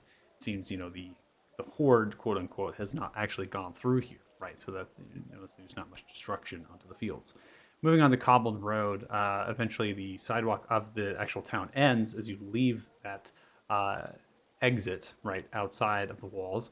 And the only thing that's kind of encompassing on your travels south is these intermix of other sorts of dirt roads that kind of spill over, some of which are from gravel or they're rock covered. There's many different carts or wagons that are kind of passing by to and from the different farmlands as they begin to kind of rework them, clear out some weeds and other things, getting them ready for the winter. You are headed in the direction of a large stone bridge that traverses and actually sits upon a small island at its center. And there's different sorts of semi-arched kind of spaces through the bridge of the stone bridge as it goes over the Farron River. Now, the Farron River is not actually that wide at this point. It is fed by numerous amounts of streams and things from the southern frost horns that kind of feed into the waterway, and that makes it quite large in the marshes, right? As you've kind of seen, the river can get quite big. So this bridge doesn't encompass maybe, I'd say maybe roughly 100, 120 meters or so. So there's not much distance to be done. And then there is gravel, like kind of small pebble-ish rock kind of beach landings that exist on the west side. The rest of the river has the kind of dirt shelves, right? You ever seen a river has kind of these dirt shelves and grass kind of grow over in these temperate regions? So that's really happening. And some of them get quite large and almost, I can't really get down that. So there's like almost like a little bit of a trail that they have made. Some rock kind of braces it. And that trail leads from the edge of the bridge, goes down to one of the larger beach areas where you're noticing there is a dense halfling population. They have numerous kind of fish, kind of smokestacks kind of built up. They have tents of different canopies and others that are kind of lean-tos of brambles of trees and other things. There's a lot of the ferns and slight kind of smaller shrubbery grows pretty pronounced here. And just the smells alone are just enticing. They're smoking a whole lot of fish. And it's either pink or white fish, definitely from the river here. They also have crawfish, like crustaceans that they're kind of working up. And there's a lot of like campfires and things that they have. And then just numerous amounts of these canoes, or like rowboats that they have. And they're decent size, maybe fit 3 individuals. They have nets and other oars and whatnot. And they're all kind of talking and smoking pipes and drinking ales from clay mugs and certain things and just living life, just enjoying themselves. They might have fished at this point, and then probably advance an hour and a half, courtesy of your conversation, then making way through the town. They probably fished early in the morning, and this is kind of reaping what what their reward is, so to speak, before they maybe make way to the market and sell the stuff. I think I smoke it first and prep it. So you're passing through, and you're just kind of looking and asking. You weren't given a description of Stilton. You might know Stilton. Eventually, you come to a halfling who actually has a pole in the water currently, pulls up a fresh fish, slaps it down, puts it within a fish basket that's kind of woven of this darker wood, and then puts the pole down, begins to clean the hands, and turns around and faces you both. Stilton appears to have kind of curly brown, kind of auburn hair, and looks awfully a lot like Andrew in the way the face sits, with kind of a little bit of a pencil goatee down, with blue eyes and a fair complexion. Has a collared shirt with a little bit of a plush silk blouse that comes up the center, a vest, numerous bits of like flies and other sorts of things are clung to it. And then that carries down to trousers, which are tucked upwards and kind of folded with no shoes on. The trousers are brown, such as the vest as well. Looks up at you both.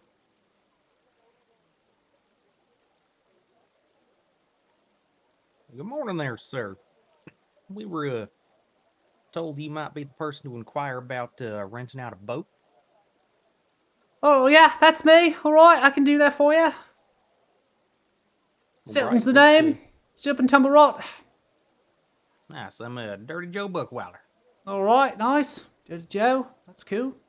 And you? Yeah. There. Lovely nice to meet you. Acquaintances and all. Well, I can definitely get you some boats. Will you be fixing to do with them? Doing some fishing on the Farron River? I can come along with you as a guide, perhaps. Or perhaps, you take it a little bit further and... What are you thinking? A couple days journey we thought, maybe doing some scouting up for the garrison, trying to maybe see where these hordes are coming from. Not getting into any kind of contact with them, so to speak. Oh. We're just gonna be the eyes on the water. I don't think they can swim, so you should be fine. Well, I mean, that doesn't really help me out a whole lot. You're talking about hordes and such. I don't want to lose my boats, especially if you're going that far downriver. It's going to be hard for you to port them up. I'm pretty sure I ain't going to get my boats back.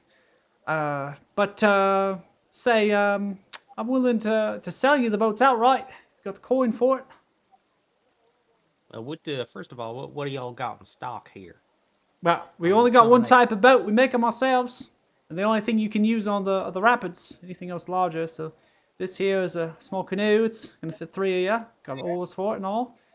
So I don't know how big a lot of you are, but we can get you as many as you need. I got 12 owned to my own name. I make them myself, along with fishing. And I think I can part ways for, let's say, I can do 8 gold for one of them. Sounds about right. Oh yeah, sure. Rapids? I think you mentioned that's the first time I've heard about rapids. Would you give any piece of general advice about that? Just hold on and, fuck your ass, I suppose. That's about it. I don't know, maybe faced any rapids? No, it's the river I grew up on is generally a bit less pernicious than that. All right, well, But I it mean, sounds like fun.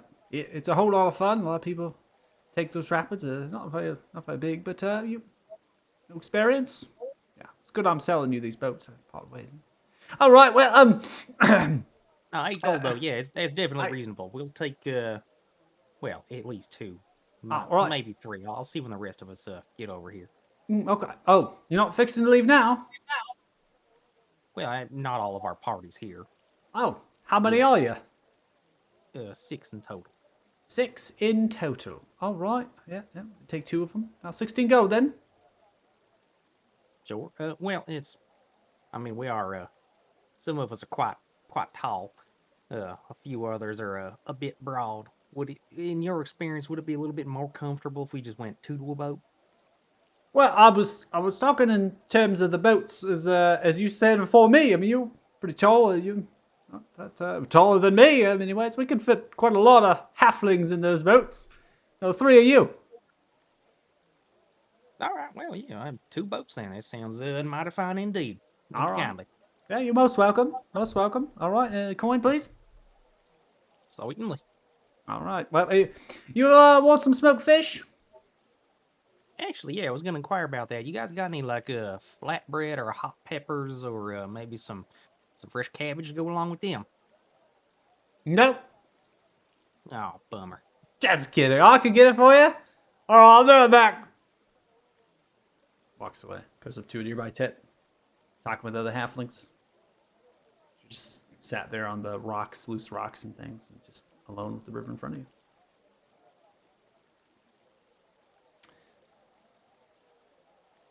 Eventually comes back. He's down a cutting board with the vegetation. Slab of smoked fish. Begins to cut up vegetables and other things, putting a pipe in the mouth. Smoked fish and cabbage leaves, other pickled vegetables and things. Hands it up to you. Oh, gotta do it right, you know what I'm saying? Proper way. Oh, hell yeah. Thank you very much. Not the exact ingredients that I got some from the traders back home, but I do love some local variant cuisine. This looks very tasty. Thank you. Yeah. More than welcome, I suppose. Are you gonna eat some? So you there? Yeah, sure. I'll take one. Oh, all right. You all want some halfling green as well? Yeah, I'm we'll all handle right, that. thanks. I'll gladly take some. All right, take a hit on this. Probably only 2 hits for you. Not used to it.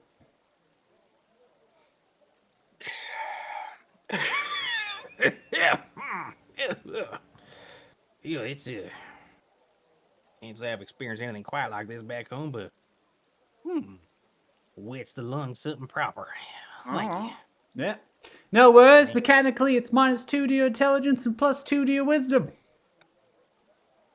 Ah, well, wasn't much to lose there anyway. All right.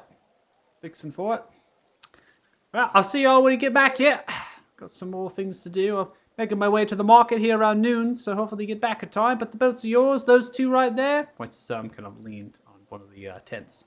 It's going to put up stacked together. Kind of unused, right? Nice, decent. The oars are all kind of there. All right. See you later. Thank you. Let's back up the food and walks back to their tent. And you all begin to pack up your, yourselves and get on heading back into the town. All right. So we have people coming from the blacksmith. We have Costas, Priscilla. So where are we all kind of meeting up here? What's the play? We said noon. Is there anything anybody else is doing before noon? I guess I should ask. Felix said he was taking a nap, Yes. so I feel like we should go collect him. Well, you said you'd be back at the tavern at noon, so I'm just gonna ask: is there anything you all are doing, I guess, before noon? I mean, I don't have anything else that I want to Okay. do. Okay. Actually, all right. yes, I'll restock more arrows. Oh, Yeah. yes, you will. Yes, you will. All right. How many arrows do you want? I think I'm down to 8, so I'll take 12 to fill it out. Just 12. Just to fill up So to it's a 20. full quiver, yeah. Yeah. Okay. All right. That's fine. When we go to collect Felix, I'm gonna cast under his door prestidigitation, and 10 feet right next to the bed, it's gonna smell like a stink bomb. So it just starts smelling up in the room. Oh, jeez. What? Oh, wow. 3 silver pieces for the arrows. Just FYI. All right, Felix, you're napping in your humble bed, waiting for your party to join you. And you kind of rise to a not a pleasant smell.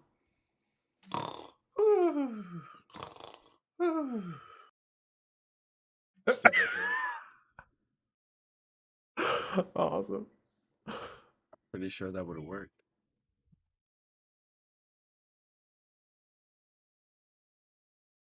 All right, I just knock on the door.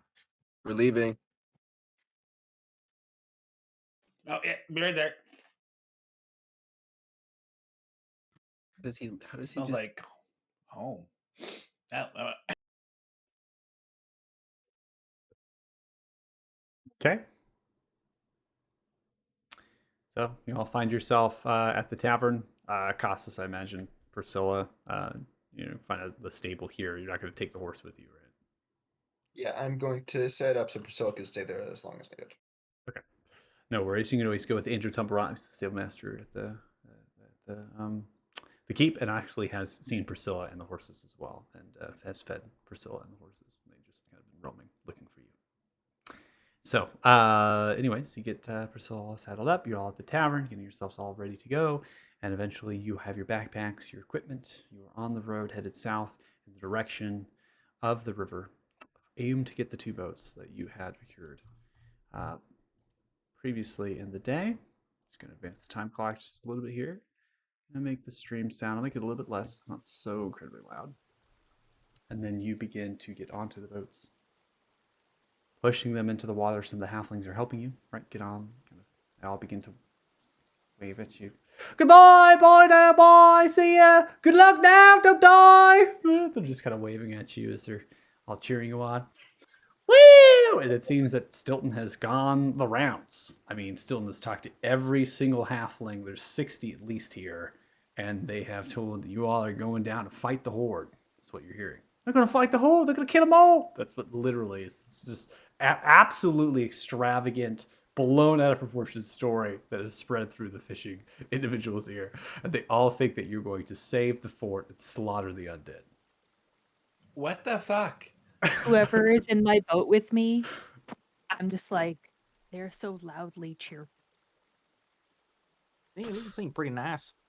Well, You good had thing those our around here. stealth mission is gone off to a rousing start, huh? It's the halfling green. That's what it is. It's pretty good stuff. Still feel a little bit spacey from earlier. Been a few hours too. So we now come to the boat situation. You have two boats. You have boat 1 and boat 2. Who wants to be in boat 1? I would I'm say assuming I'm the with you. Rangers, so we can scout. Whatever boat Reg is not in, Felix will go Yeah, same.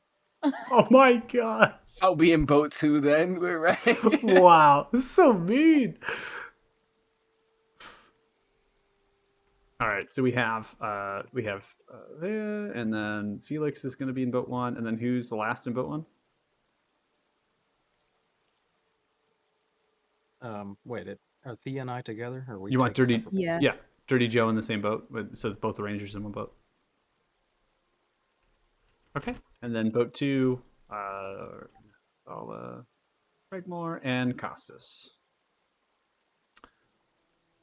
All right. So as you begin your journey, again, this is going to get into the fast travel-esque type mode as we begin to transition down. The traveling of the water here is a swift current. You also are being dramatically aided in this endeavor by the assistance of your oars in this canoe. So you're definitely traveling at a good pace. You get to a period here where you've gone roughly 3 hours, and the river is now becoming quite severe in the rapids and the certain things that are doing it. I don't know if anybody's ever done rapids before, but you're pretty much like you're like midway between expert and novice level as far as the rapids are concerned. So it's hitting a little bit here. So they're kind of beginning. So no one is proficient in like sea vehicles or anything, right? Mm-mm. All right. So one person from each boat needs to make a check.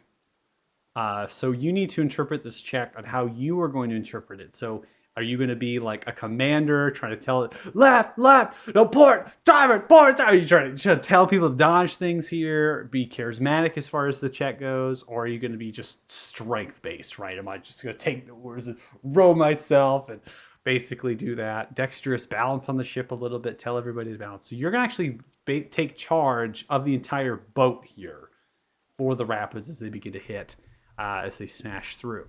So who is going to roll what and on what boat?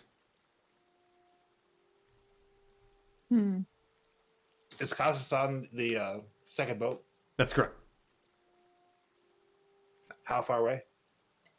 Right now, you are in distance trying to kind of keep together. You're about 15 feet away from each other. So you've gone in and now you're hitting the rapids. And so you're kind of hitting them almost at the same time. The river is wide enough you could be also together, like side by side, but you've kind of lost in separation time. Mr. Costas, do you feel comfortable commanding your boat? Yeah, sure, I can do it. I'm going to cast Enhance Ability at 3rd level on me and Costas, giving us advantage on charisma checks. Wow. Okay. There we go. All right. Go ahead and make your charisma checks and hold down the alt for the advantage. Can I use my channel divinity to get the +5? And using your channel divinity for +5. Costas does not like the water. That's fine. I'm also going to give him a Bardic Inspiration. And a bardic inspiration. Oh my If we god. capsize, he's gonna sink Costas like is a wearing, rock. Costas What? is wearing that heavy armor. Nat Natural 20. 20 for Felix doesn't even. Oh my gosh. Okay. So is that inspiration or straight charisma? It's a charisma check. So you're gonna run straight charisma. Ability check. Then you have the advantage, so you can roll again. Oh, I was trying to do with advantage. Okay. Sometimes it gets sticky. It doesn't want to do it. That's fine. You just get another roll out, and then you can go ahead and roll a d8 for your bardic inspiration.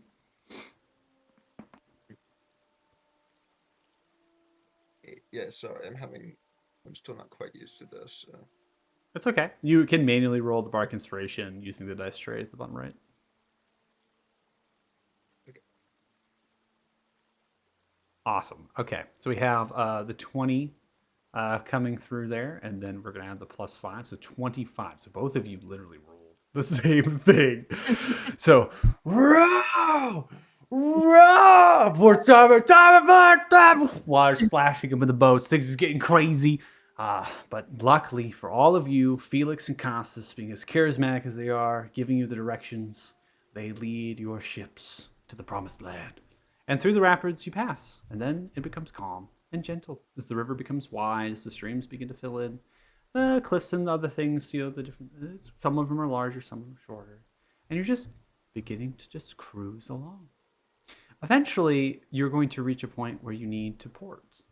As your journey is taking you into the evening, I'm going to advance it to about 8 o'clock, and this is where the light is fading. And so for those in the boats, it becomes difficult because you can't really see anything.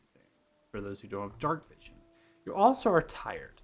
This is a long time in a boat, a canoe. You've gone half of a day in a canoe, and you have not really made port. You're just kind of trying to get down the river as quickly as possible to try to get yourselves in a good position for the next day of proceeding into the marshes, right? You want to kind of get into that realm of, hey, we're there. We can now navigate through. So what does this mean in terms of port? Not much. I'm just going to go ahead and advance this into a map real quick. And I try not to have, as far as giving you an understanding or a vibe, but this is kind of what the river really does look like. It's a really good representation of what it is. I do have some general maps that I use. This is actually one of the maps that really relates to the river. So it gives you an idea of how wide it is at this part. And it can be, it's most likely a lot larger than this, but it'll give us a description of what we have. So you make port on the north side here, setting yourselves up off the boats, tired and fatigued, wet as well from the rapids. It has dried off a bit. There hasn't been any rain today, overcast and some sunlight coming through. And as you are able to make port and get yourselves kind of situated, you begin to break out your rations and your food. And for those who have a passive perception as I go through here, just making sure, I think you all have quite high passive perceptions besides Othala and Felix. So Othala and Felix, you're not able to hear. Well, you have a 13, but it's not quite high enough. Right? Yeah, I see everything. Shrug the shoulders. You four, right? Thea, Regmore, Dirty Joe, and Costas, you begin to hear the sounds of steps through grass. Almost like someone is like slightly running.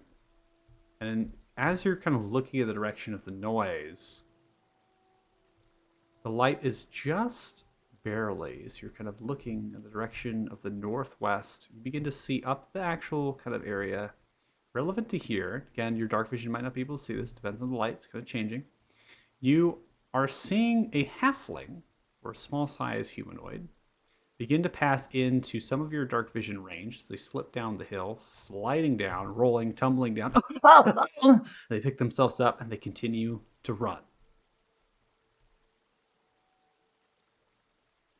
Are they running toward us? No, they're just running along the river. Lad, over here. This an embankment. What? Slides down. Who are all of you? Yeah, it's an embankment. Slides down. Covered in mud, breathing profusely, and also covered in multiple different lashes and wounds. Are you okay? I'm fine, I suppose. Is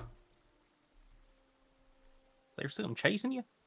Well, not really. No, I mean, yeah, chasing is a strange word. My name's, let me introduce myself. I'm not really presentable. Reuben Tumblerot. That's a popular name. Seems to be. Popular? What do you mean? Have you met my cousins? Yeah. Upriver? Oh, well, most of them do live in Fort Farron, but there's others. I have 16 cousins. All with the Tumblerot Take that name. as a yes. Oh, Yeah, he sold us these boats this morning. Why are you running around here? Is there something we should be on guard for? oh, well, you should be safe at the river.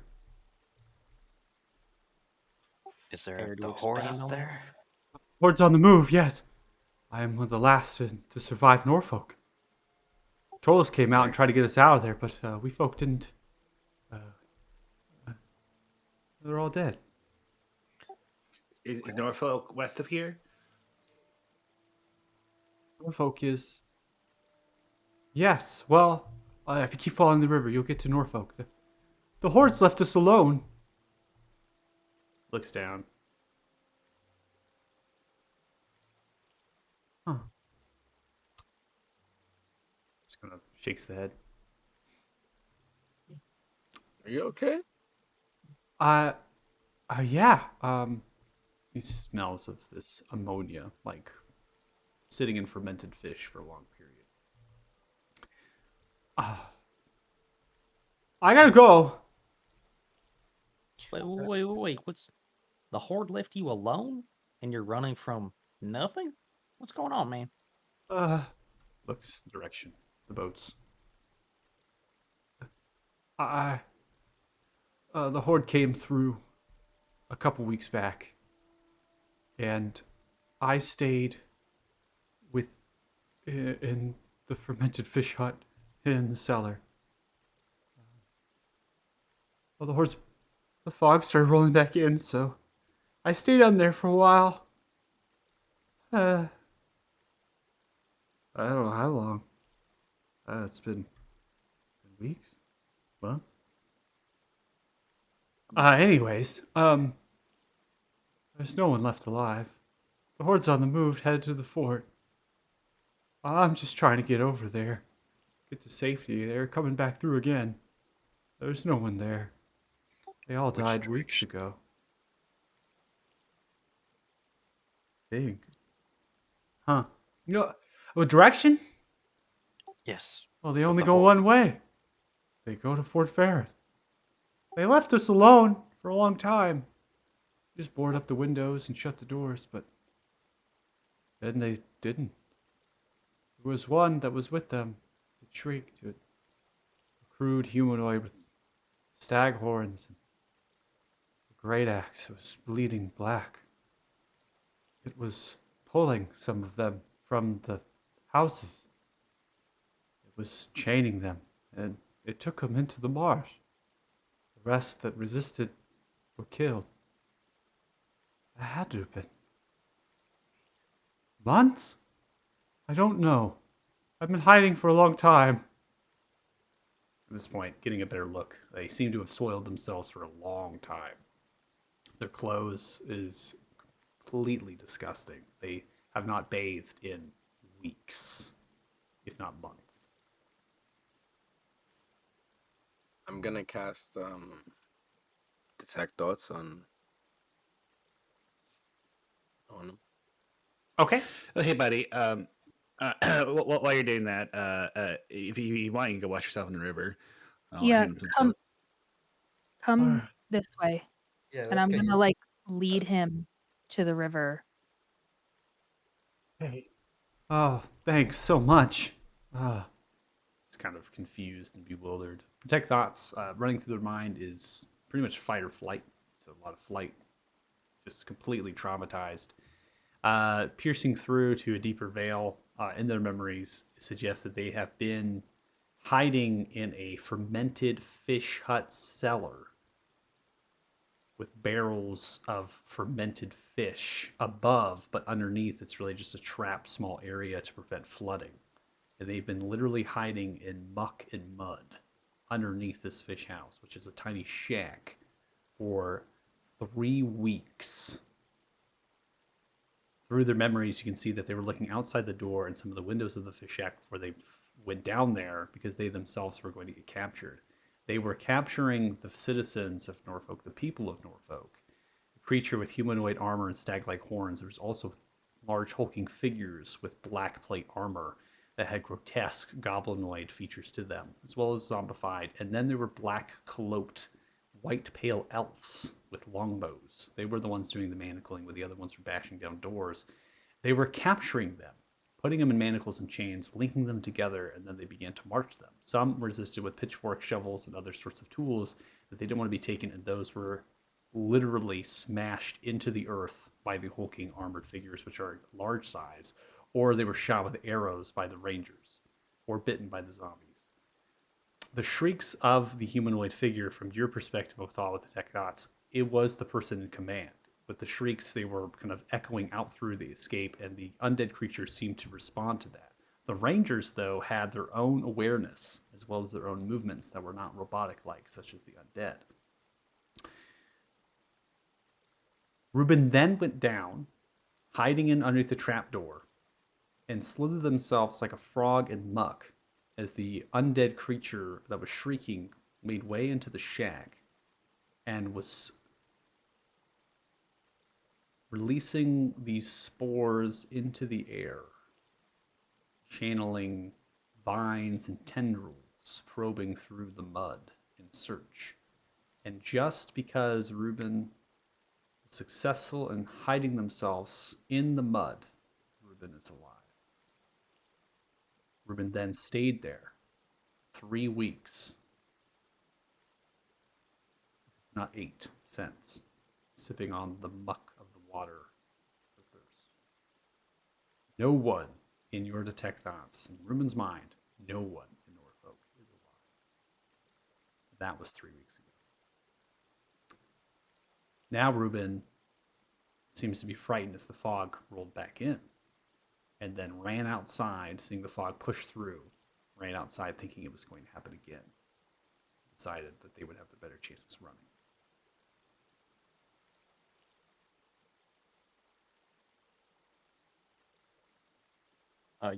Give him some rations. See if he can get some food in his belly. Slowly eats it after kind of bathing themselves, removing some of the garments and washing them. Seems that they're, okay. They're just traumatized, very much struck. To begin to chew on the rations and mull them through with all. You finish your tech thoughts. You yourself probably taken aback by the memories of what that is, and also the realization that the horde is on the move to the fort right now. And based on what Reuben's thoughts in their mind is that it's not just the zombie creatures that are in this horde. There are others, large and hulking. Something does not add up in your detect thoughts with Thala to what the commander was speaking about. Maybe they just have never been faced with something like that before. They're changing it up. Something's different. So as we come to that, we're going to go and take a break. So we'll take a 10-minute break. Let everyone digest the information there. And of course, with Thala, you're free to share it amongst, right? Kind of spreading out that information for everyone else, so everyone's kind of filled in. So we're going to take a 10-minute break if you're watching the stream. Thanks so much. Really appreciate it. 6:35 p.m. PST is when we're going to try to be back. Obviously, a little bit later than that, so people can get drinks and whatnot. Hopefully, you join us after our break. And again, thanks so much. And we'll see you in a little bit.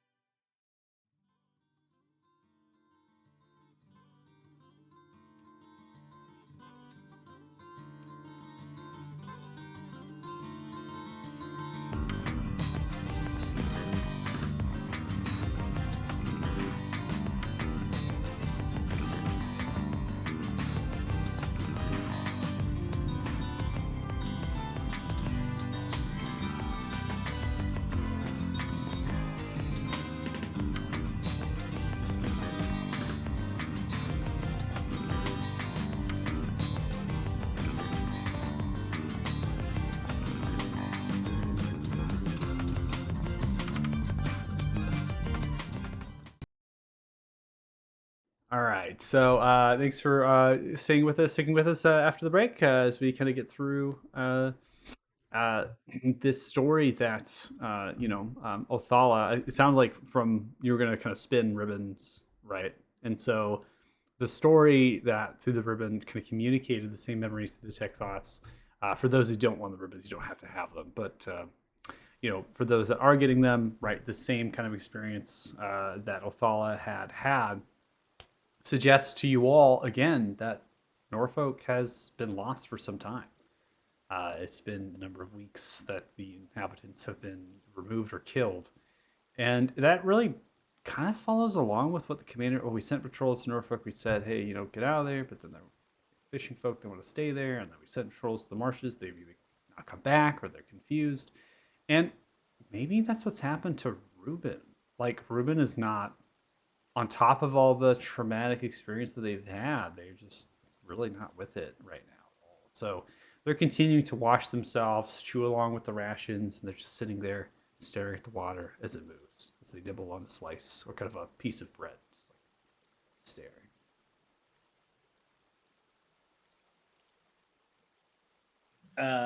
So that's like different than what we've heard is coming, right?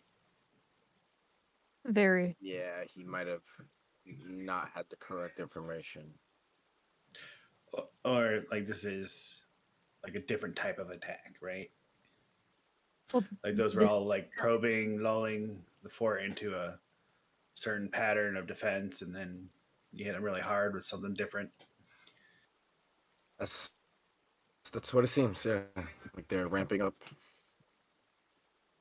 Well, it sucks to be them. Keep going. I Yeah. think I give Ruben a Mastiff so that way he can get to Fort Farron safely. We maybe we give the letter Ruben. Maybe we put the letter in like one of the Mastiff's bags or something, and we send it up to News to Fort Farron. It's too slow. You send Yeah, the I was gonna mastiff, ask. and I'll send a message. Hey, Yeah, Ruben. Mr. Othala can talk to him Yeah. like right now. Why would we do that? Yeah, fine then. Get your shitty massive out of here. Okay, well we can at least give him something because he shouldn't be going back on foot. Wait, I'll give you Ruben, were they all mostly like on the north side of the river? What? Turns All, around, all the Lexi. horde. Were they all like running around north of the river? If I take you across to the south end right now, will you be safer if you go home? I can. I mean, yeah. I guess if I got across the river, I guess. Sure, I'm just gonna take him on the canoe and cross the river with him real quick. Let him off the other side, just Okay. in case it'll help. Should we send him with the mastiff first before you Yeah. put the mastiff on the boat with y'all, so we got the travel? And go load a Mastiff onto the big English. Yeah. So you're laying a mastiff onto the boat. What is English? Yes, speaks common. English mastiff. I love it. I was actually digging through some of my artwork stuff, and there was a mastiff token with a saddle on it, and so I have it. It's like large size. Anyways, I'll warp it over to you so you can see it. It's so cute and adorable. Like, it's too large right now because I have it kind of a general thing to fit for large. So it's like a very blown up mastiff with a saddle on it, though. It's so awesome. All right. That's Anyways. swag. Yeah, that's fine. Okay, you create a mastiff. You get Ruben on the other side. And Ruben kind of boards and then begins to make way on the south side of the river. Disappears out of sight and into the darkness. Dirty Joe, you begin to get the boat back, which is very difficult to do on your own. But you're able to kind of manage it. The current's not incredibly strong at this point, and you're able to maybe even port it downriver and then basically pull it back to where you need it to as well. So on this beachhead.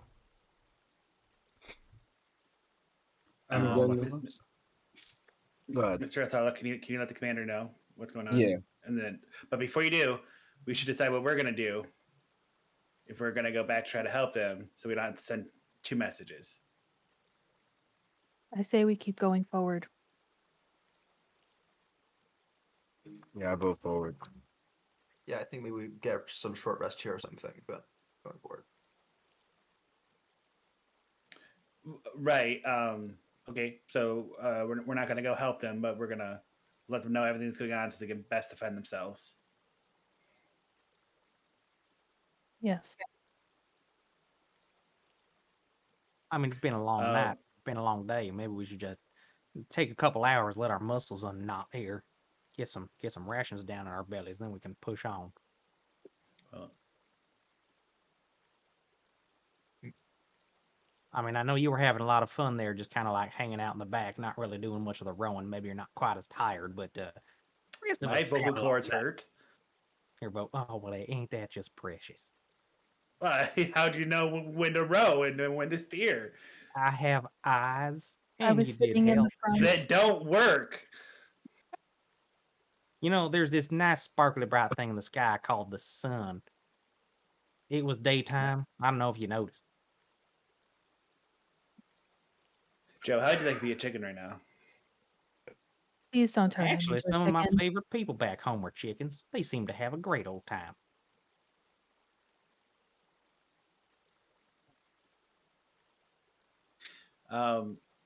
Okay, yeah. So, Mr. Thal, if you want to let the commander know what's coming for him, I guess we don't have a way of letting know when, but it should be coming soon. That it's going to be more deadly than before, and something of that nature. And then if we want to move faster because the horde's going, I'd recommend not resting until we have to, taking advantage of them going in the other direction. It's already dark. Well, all right. Michael, from the visions that we got, would I be able to deduce how far they are from us, or any type of distance? Ruben didn't really see they just saw the fog and then ran. Right. Some of the shadows and the sounds of them is really what you're going off of. So you know that the encompassing of what was pressing through was some of the larger figures that you have observed when 3 weeks prior, when they were captured or killed. You also could hear this thunder was shaking. Earth is like violently moving by how heavy they were. They also passed through the water. Remember, focus sat on where those kind of converged, that river, and they did not have any problems getting across it.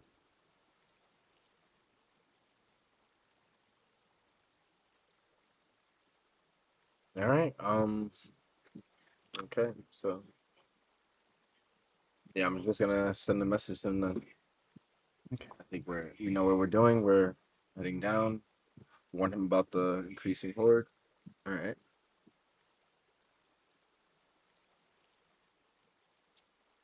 Okay. You send a sending message, communicating.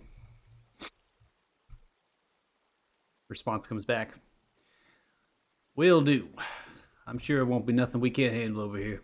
No worries about us. Good luck. Take care.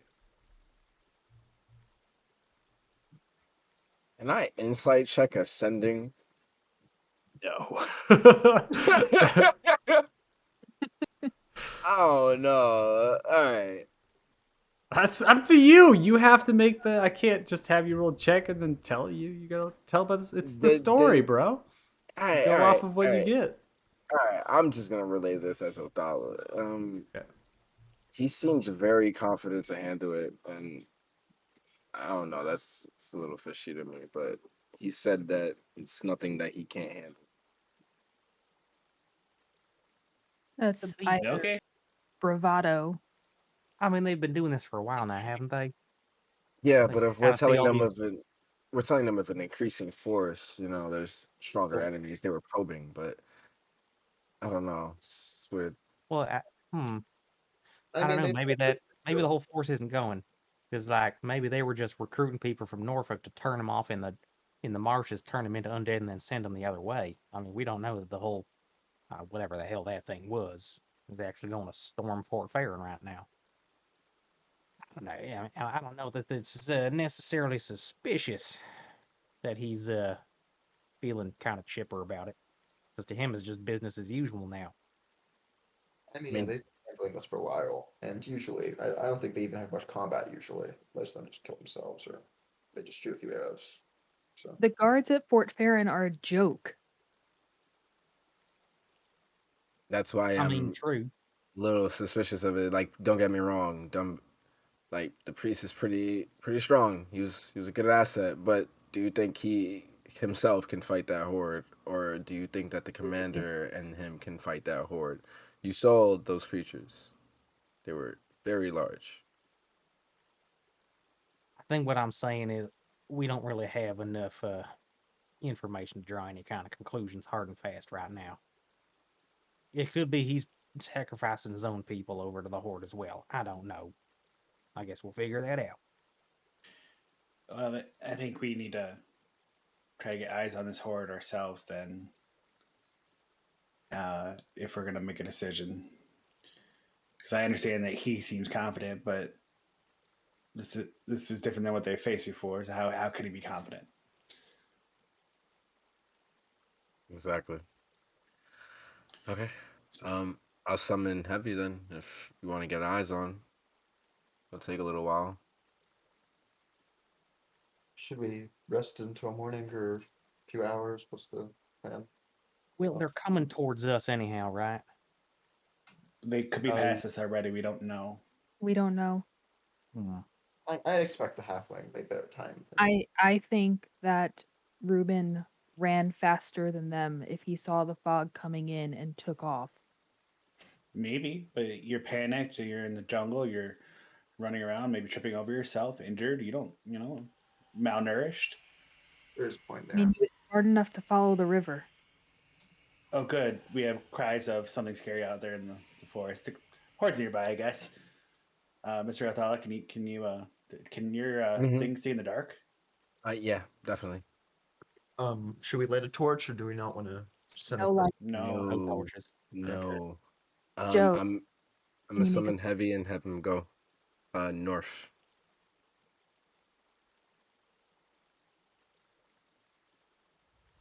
If we have magical means of seeing in the dark for Joe and Mr. Costas, we should do that instead. Okay. Reg, come with the group. We don't want to be separated right now. What? So you're Where are we going? Reg. What?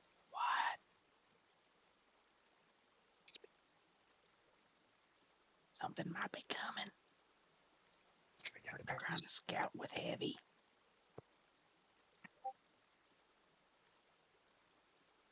I don't hear anything. We heard something a minute ago. Ground, Didn't sound very nice. the ground begins to shake. That's a good sign. Well, guys, I think that conundrum solved itself for us. But we need to get eyes on. We need to see. This is the standard thing. And maybe Yeah, I'm gonna send him up into the air and and I'm just gonna channel through his eyes and start looking around. Okay. Were there tracks near this embankment that we're by? You can roll survival or investigation if you're trying to find tracks up the embankments. You can't see anything, especially with the light conditions at the present moment. Investigations. Okay. 23. Nothing recent besides eventually you find Ruben's tracks, but there's just nothing up there. Begin to send heavy. Okay. The ground shakes and heavy goes. I'm going to try. Sometimes this effect, it will, if it lags too much, I will turn it off. But we'll see. It should start kind of. Does it work? Still destroy everything.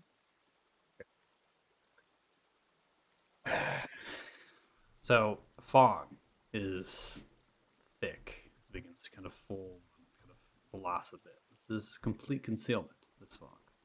You cannot see even remotely 10 feet in front of you as it's pressing through. The shrieks continue.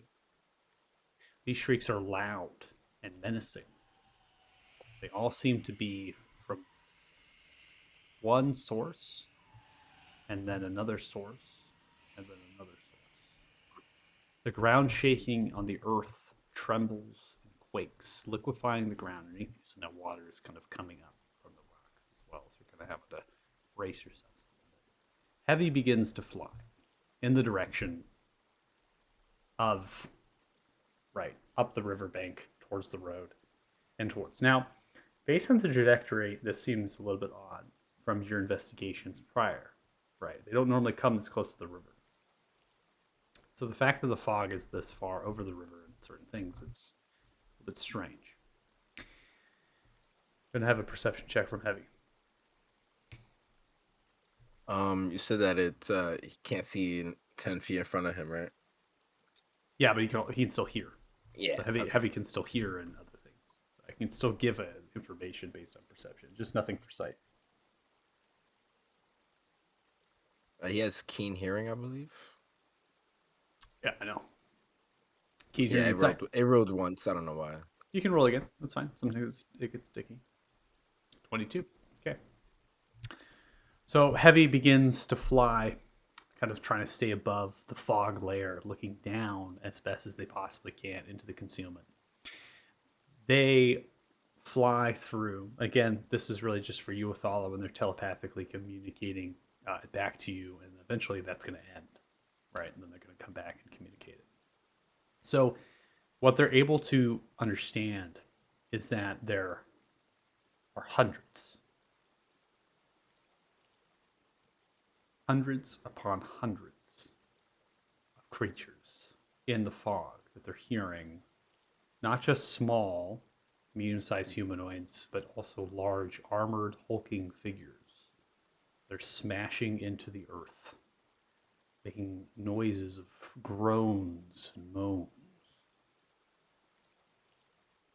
There's also others that slither and snake and hiss outwards as they are moving.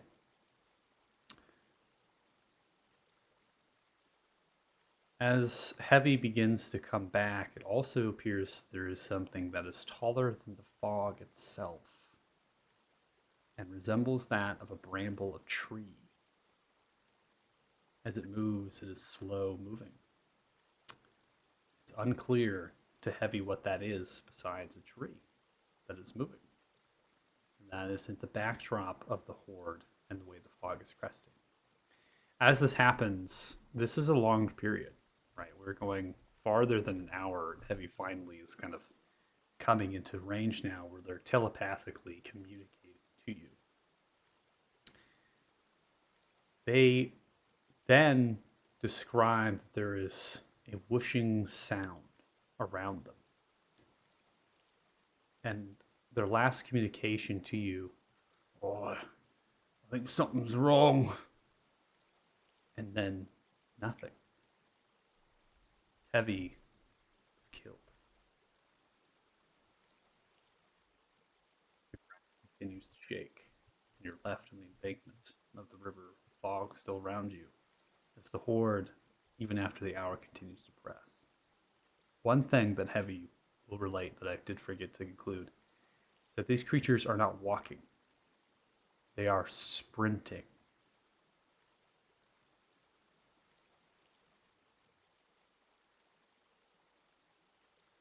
I would have been relaying this to the party as the information was coming in. Mr. Atala, based on where Heavy found them moving and the rate they're moving at, how long do you think it would take them to get to the fort? How long would I think about that? They're not moving at a full 60 foot of dash. They're a little bit slower than that. You imagine they're going maybe 40 to 50 foot on their dashes because they are moving in a horde kind of formation. You'd imagine that they will reach the fort. Based on their trajectory, they will reach the fort sometime in the early hours. Early this morning? Early this morning, so it most likely will still be dark when they reach it.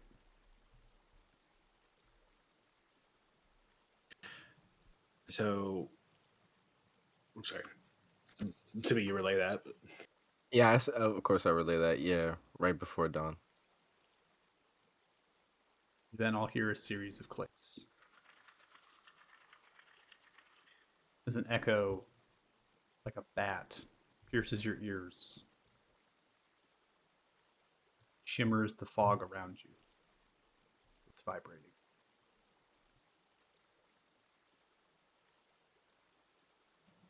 Mr. Joe. Yeah. Can you help us hide real quick? Yeah, definitely.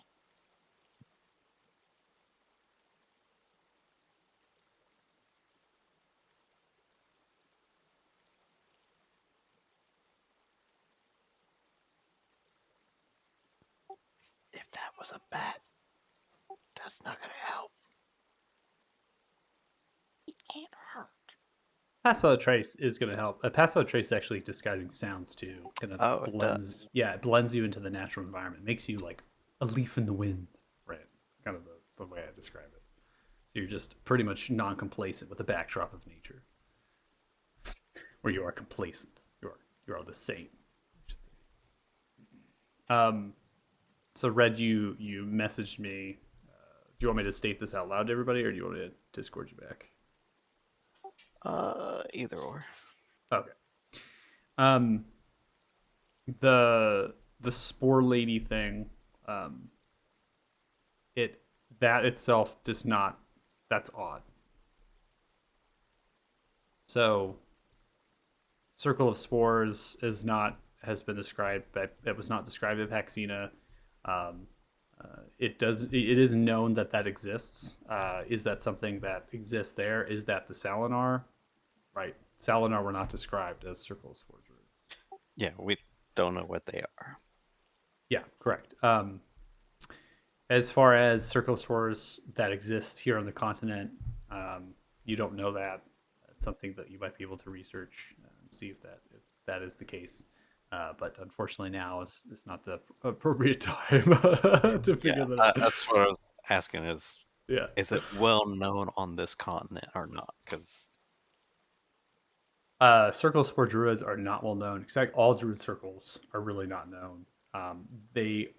You do have knowledge that circle of spore druids exist, and you can get. And I will say, you do know that druid circles, druidic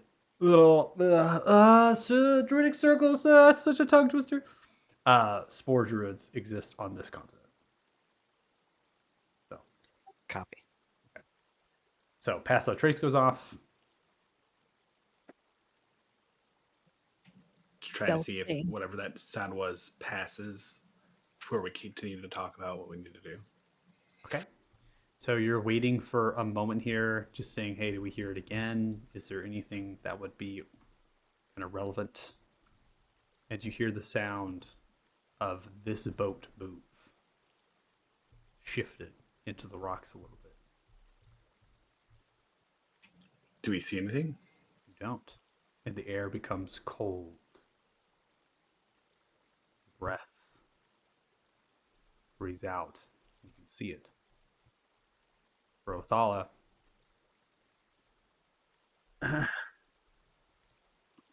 this, right, as far as this does not impact you, this cold. This is some sort of effect. You hear the sounds of shuffling bits of small pebbles as the boat is tossed over. Smelling. Something sniffs and smells the air.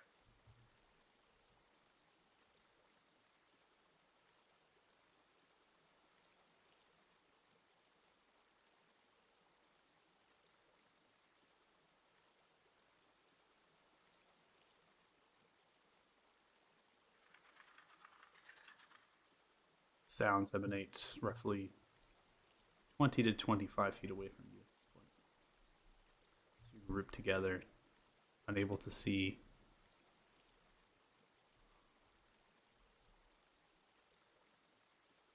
Mia, can you see anything?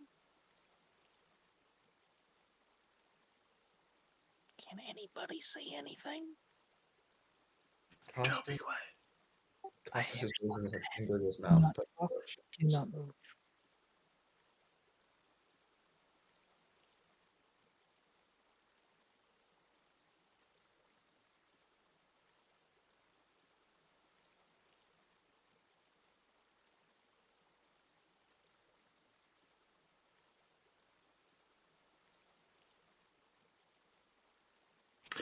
Uh, so, minor illusion doesn't have verbal components. So, assuming that this thing can't see me, I would make a sound north of us, about 30 feet. Sound like somebody walking through the woods, and then again, if it tracks it. Hear the sounds of crushing pebbles and rocks. Series of clicks from whatever's in flight. And then nothing.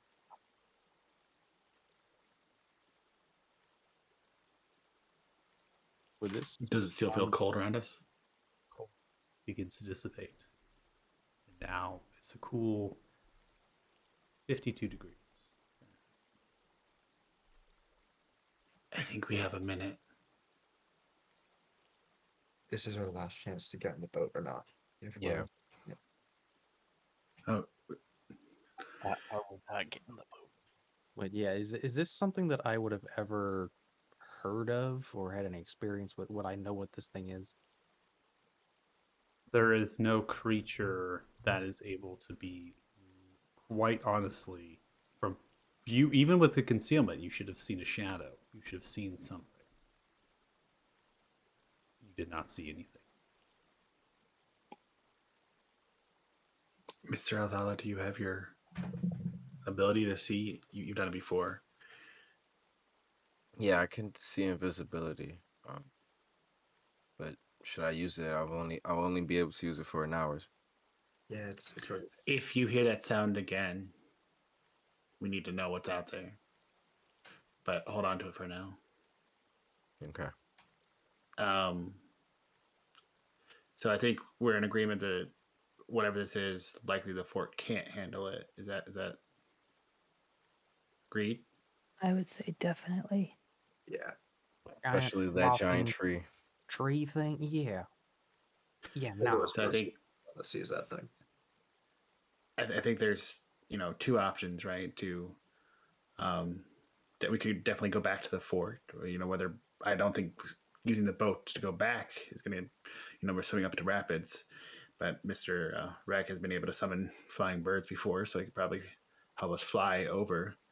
But the other option is to sneak behind the horde, and once they hit the fort, try to hit their back line.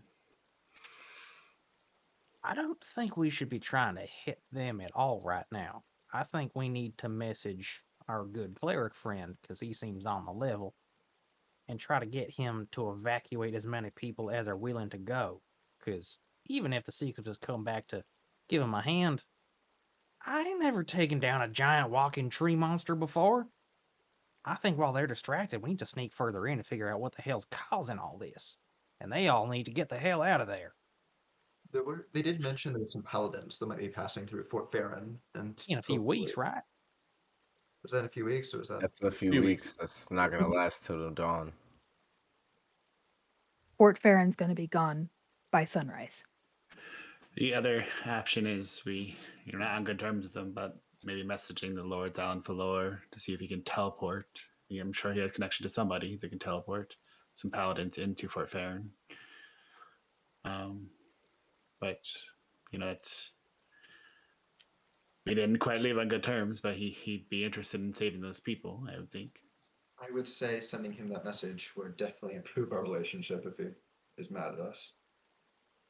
Telling me that it's a more dangerous horde coming to Fort Farron, that they won't survive the night if he doesn't get people there immediately. That seems like a good plan. I think that's the best plan to do. But what are we gonna do? Are we gonna keep continuing into the forest? Or are we gonna? Because I can send 2 messages. I don't mind. I can send one to the commander and one to Thalen Falor, but we have to understand what we're doing. I say if But- we send the message to the fort, maybe we send it to the priest. Maybe he could prepare some holy water and evacuate citizens. I mean, I don't think a whole Right. lot bit of holy water is going to do anything. but he could Regmore, prepare- roll stealth, please.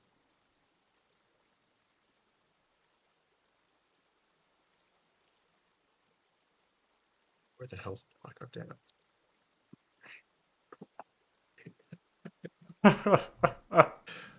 He wouldn't have +10 when he goes Ye- away from Yeah. Joe. Yeah, I Yeah. got it. Yeah, I got you. 21. I am actively slapping my legs right now.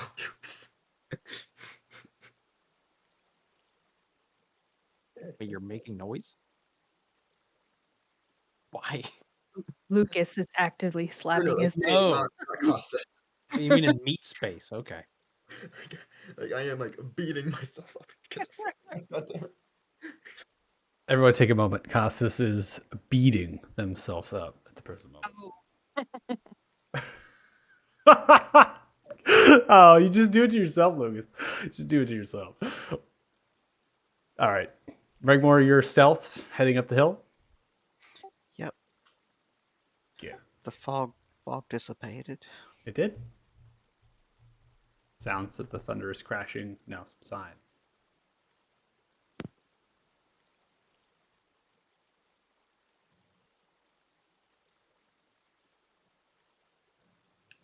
Where's Redmore? Probably went off again. That's what he walked does. away.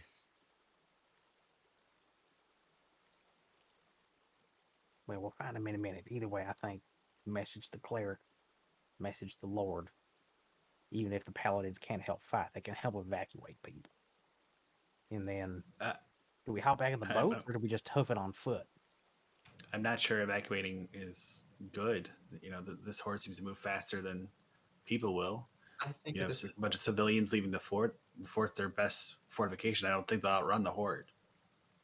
I think It's their best chance to That's stay. the only chance they got. the fort is fortified. They're undead. They don't have much range capability. That one whole Fortified wall is- is not Fort even is barely finished fortified. yet. I mean, barely, but a few. Barely walls. fortified and manned by people who have zero chance of doing anything about this. Look, let's be real. We can absolutely continue on and into the marsh deeper and try to figure this out. And I am okay with doing that, but I just, I want to be realistic. Those people won't survive if we don't go back and if we don't marshal other resources. You have to get right with that and either accept that or we go back. I think that they might be able to last a couple days if they. Then you're an idiot. Do you know how hard a siege is? Do you know how hard a If you had siege is against fortifications a on city it. that is basically unfit? A siege is hard when you're talking about conventional warfare. People, when the attacking force is trying to preserve their life, when they don't care for it, but when you just have hordes of undead just to throw against the gates, why do people care? And whatever that invisible flying thing was, possibly a dragon connected to it. You have this this tree creature, these elves that have been I don't know, capturing humanoids. This Precisely. isn't skeletons running into a pit. Fort Farron is not Othema. Yeah, I suppose. It's not defensible. They're better off just running. And get like Felix, I understand where you're coming from, but are we gonna make a damn bit of difference if we go running back to try to attack their backside? I mean, I know that this isn't exactly noticeable, but the general citizens of Fort Farron, there are quite a few adventurers there. It's not just the guards. Like the tavern itself looks like it was filled with weapons. I know that's not going to make too much of a difference, but I think they could last a day. Sure, we ran away from Othema, so why not run away from Fort Farron too? Call us the runners. Do you have a secret suicide wish there, bud? You like launching yourself No, at I'm just not a tree? coward. Not a coward. I'm not a coward either. Brave and dead, my friend. Well, Damn by all it. means, By, we can go, with Regmore wherever he fucked off to. Maybe he's going the Okay, right well, direction. I say we go after the tree. You want to fight the tree? I think we feed that tree some fucking holy water and see what happens. This attack on Fort Farron is going to happen whether we're there or not. All right? I think our best chance of doing something that makes a difference so that this doesn't happen to another town is to continue on and cut the head off the fucking snake. It's a really cool thing to say, but we don't know what the head is, how to get to it, and do anything about that in the next, 7 hours. I know if I go back to Fort Farron in the next 7 hours, I'm not lasting the day against that horde.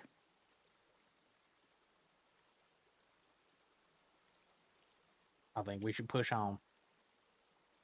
Send the messages, let them muster the defenses, maybe run if they can. I don't think fighting is the smart answer here. I think if we do that, we're all going to die.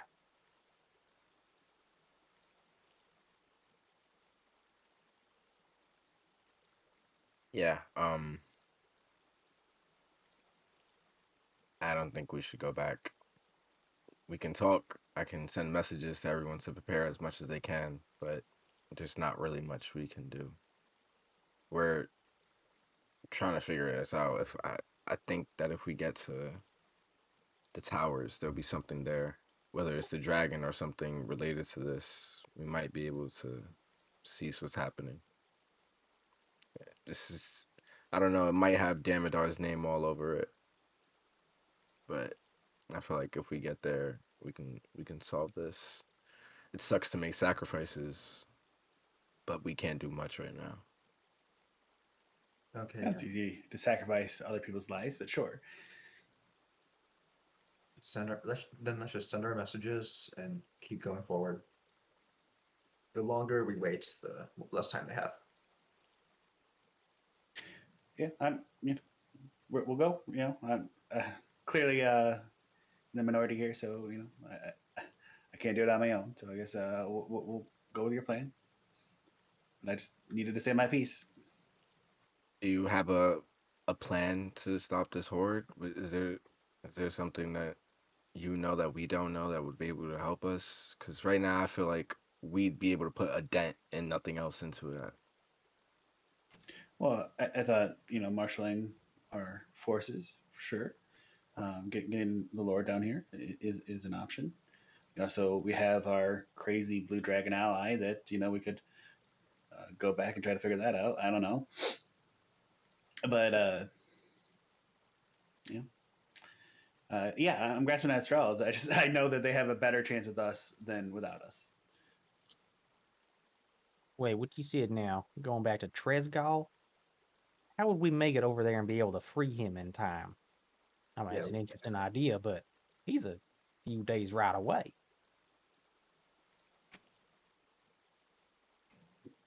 I don't know. People that teleport? I don't know. No, Well, I can't nobody teleport. Okay. Can the rest of y'all teleport? No, but we did have someone that did teleport us. I don't know if he's still alive. Getting him to yes. Yeah, y'all guys remember Balrog, right? How the hell are we gonna get in touch with him? And yeah, you're right. He did say he was like ready to die. He was about just hanging around to give us our dragon slaying super knife there, and then he was gonna tuck himself into bed forevermore. Yeah, but what if he was lying? Should I be worried about him? He's saying he just wanted a friend. Well, I suppose he'd been shut up in that hole for a while. Okay, so giant undead dragon who gave every indication that he was going to try to make us into slaves afterward.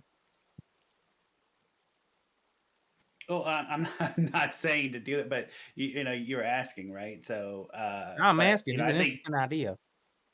our Yeah, best case, I think, ideally would be to reach out to the Lord. He has to have somebody connected to him that can teleport some people, some measure of force that can help, and then we help as well. But if he calls back and goes, "Oh, that sucks," and let the fort and all the people inside it die, then okay, that's on him. That's not on us.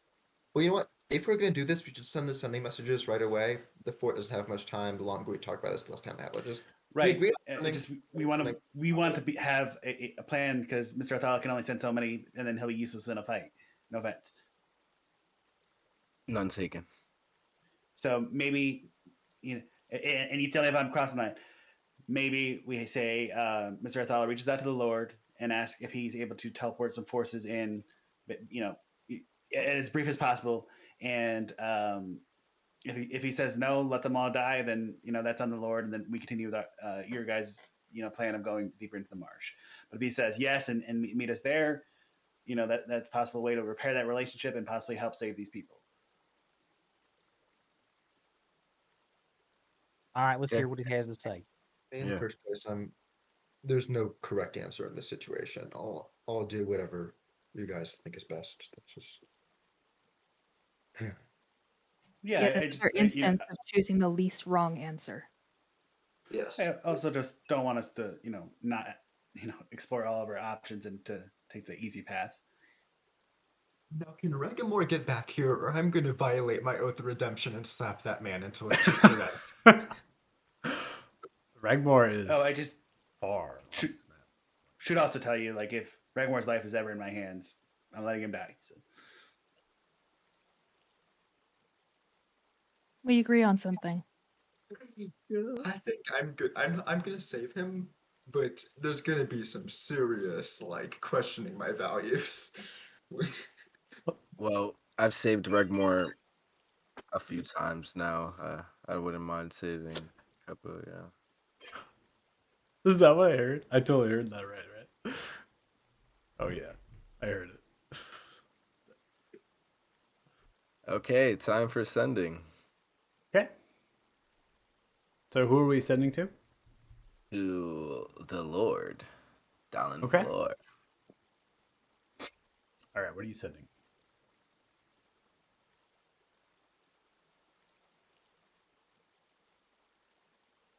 It's Othala. Fort Farron is under attack. The Horde's army is increasing. Their soldiers are more powerful. Their units are vast. Please send aid. Paladins. Teleport them. The Horde gets there at dawn. Okay. Yeah. Okay. You get a response back. You son of a bitch. Just kidding. Just kidding.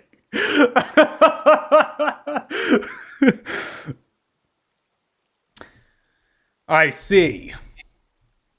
And by my lordship, I will send messages to the Empyrean College and Society of Falthor in Baelder for mages and Justicar paladins. We at Othema are too far away to reach Fort Farron's aid. But they will be able to do so in our steed. Did you get? Relay that to everybody. It looks like he has a lot of forces. Should we go back then? I mean, we probably have the most information about the hordes. We might be able to at least give them a basic rundown of the situation and help, of course, if it's not a lost cause. He just said he'd send messages. Who knows who will respond? Any of y'all know anything about that wizard college? It's just a bunch of crotchety old farts doing, spellbook research, or they got some serious bad mumbo jumbo going on in there. Would I have heard any mentionings in that one library that I was in on any of these colleges? I can give you a little bit of base knowledge, but not too much. So, the Society of Falthor and the Empyrean College, both of which exist in Baeldur, they are Empyrean College is a wizarding school as well as a divine magic school, and then the Society of Falthor is kind of like a guild for administration, governmental training, other things. But they are very much kept in the sense that once you go, you're going to go on to serve the Talthars, right? That's kind of what it is. Like you're almost like you're kind of keeping everyone in the inner circle, so to speak. The Imperial College mages are extremely powerful. So the Talthars have divine might, but they also use arcane magic when necessary. They won by conquest their kingdom, so they want to instill that against all enemies. So that's what the Imperial College is for. Kind of like keeping inner circle tight, making sure everyone is honest and true. The Society of Falthor, we refer to as kind of those that might like wash out of the Imperial College a little bit. Like they're just not cut out for higher level wizarding or the arcane, and so they kind of fall themselves into like magistrate or regents, right? Other sorts of like kind of governmental roles and administration and things. They kind of fall into that line. So if Lord Thalfalor were like, "Hey, I need to have a new magistrate," they would pull from the Society of Falthor, someone with arcane abilities and also training in kind of court and stuff. So Lord Thalfalor doesn't really have that. Remember the conversation? They don't keep that kind of steed at their side. They don't kind of void of that, and so they can't get to Fort Farron. So they said the next best thing is send for that. Now, Justicars are something that you would have came across in your stuff because the Justicars are from the Sular Kingdom, and they carry forward to the Talthars. They are an independent elite paladin academy. They are more trained than any paladin on the continent. They have extreme potent capabilities. They serve the crown and the crown only, regardless of who wears it. Costas, the Justicar paladins would rival your own mother's capabilities and even exceed them. Roughly how strong is my mother? Are we talking about your mom's level? Yeah, yeah. Okay. I was gonna how powerful? Let's see. About how hard did her smiting spanks hit? That's Yeah, right. Jeez. Oh boy. So they're a paladin group from Sulars. So they're not necessarily a paladin group from Sular Kingdom, but they are bound by oath only. Their oath is to the crown, whatever wears it. Whoever has the divine right in the monarchy of Pelor is who they serve. So that can mean a number. Lady Darla, you're the bloodied is a 16th level paladin. what? My God. Okay, but Taylor, that's hey. Might put in frame what they're facing in the war to the south. Might put that in some context. Yeah, I don't think we could be able to help. That's Now I put it into existence. I'm really curious about Balroggar. You gonna send a message to Balroggar? Yeah, but I don't know how he would help. It's a selfish message. Yeah. So now that the Lord may be sending people, should we? I know. I hate to keep tapping into you, buddy. Either let the priest or the commander know that this is more serious than what he expected to be at eyes on it, and that potential allies are on their way. But he should do everything he can to fortify the fort and prepare for the largest siege of his life. I don't know. Use some dramatic flair to get him to understand that people are going to die if he fucks around. Can you just like write that for me and I'll say it exactly word for word? That was great. Okay. You all hear a very loud whistle far into the distance north.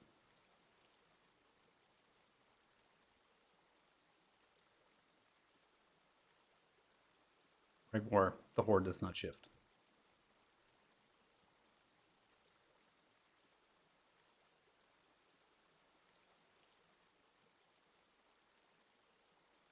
You don't think there was... Didn't sound like a screech, right? That was a whistle. Yes, we're all here. Yeah. Yeah, sure. We all are. So yeah, I'll send Priest Dumbelly that message. Let him know to prepare and everything. You get send the message to Priest Dumbly. Yeah. Okay. Okay. So you send the message to Priest Dumbly, going over the bravado and the other things. Returns back. Oh my goodness! Of course. I'll tell the commander Mangonels will be in the lines myself. Payload speed to you.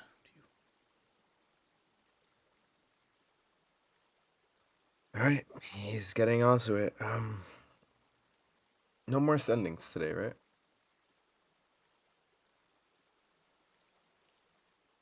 Okay. I think that's pretty good.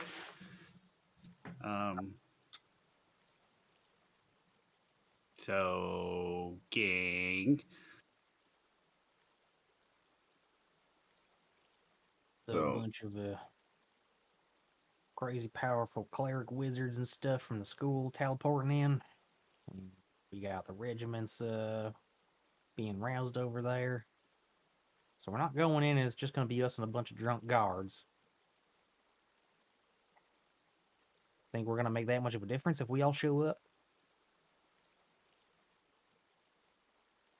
I mean, this changes the calculus of this a little bit. I don't know what that word means, but I heard it somewhere before. You used it right, basically. Oh, That's good, correct. Good to know. Good to know.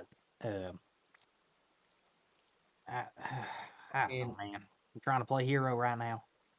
I mean, we To kind of be have been the honest, whole time, but we aren't that far. We aren't that far up the river. It seems like Felix really wants to go help the town. Honestly, I would like to help the town personally as well. I mean, I still feel a bit bad about what we did back in Arthema. I mean, I know it'd be kind of selfish for me to try to save the town purely for my own ego, but I'd rather not spend my entire time Well, on it. not about ego. It's about redemption. What the hell are Suppose we that- chosen for if we're not doing shit? Yeah, I mean, we can. No, this There's a lot of time between waves. They seem to have spent a lot of time building this horde. If we destroy the horde, then we will probably have a very long amount of time to find the source and destroy it before another wave comes out. So It looks like they're throwing all their eggs in this basket. So if we can help these people smash this basket, that can give us some time. and Yeah. make a whole lot of scrambled eggs for breakfast. and on the Yeah. bright end, if we do destroy this horde, none of them will be able to go back and attack us from behind if we go for the source. And if this horde wipes out Fort Farron, we were off dealing with whatever the source of it is. They might start coming back, and then we might have our exit cut off or something this way. Well, I think if you don't stop the horde to your best ability now, you're just dealing with a larger and larger threat, right? It destroys the fort. Whoever's raising these dead raise the dead of the fort or of the battle, and they keep going to Athema, and this is a problem that we'll have to face sooner or later. I would think, unless we keep running from it. Yeah, I mean, and Priscilla's in the fort soon. That's very important. I agree with everything. Oh shit, your horse? Yeah. I'm sorry, Joe. I interrupted you. No, it's fine. I like the horse too.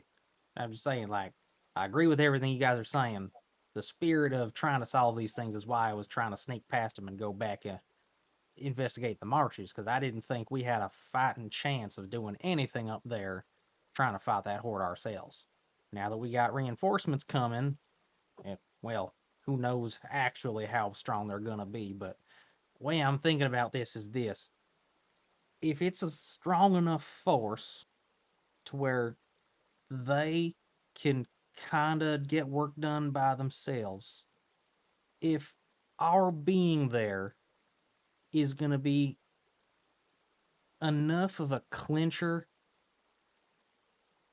to make that much of a difference, it means their relative kind of power levels are going to be more or less neck and neck. In which case, does us being there actually matter much? Versus if we keep going the other way, while we know that the fort is at least being defended, is our time better spent sneaking around behind the lines and trying to figure out what the hell's going on back there at those crazy old bridge sites and maybe shut that down?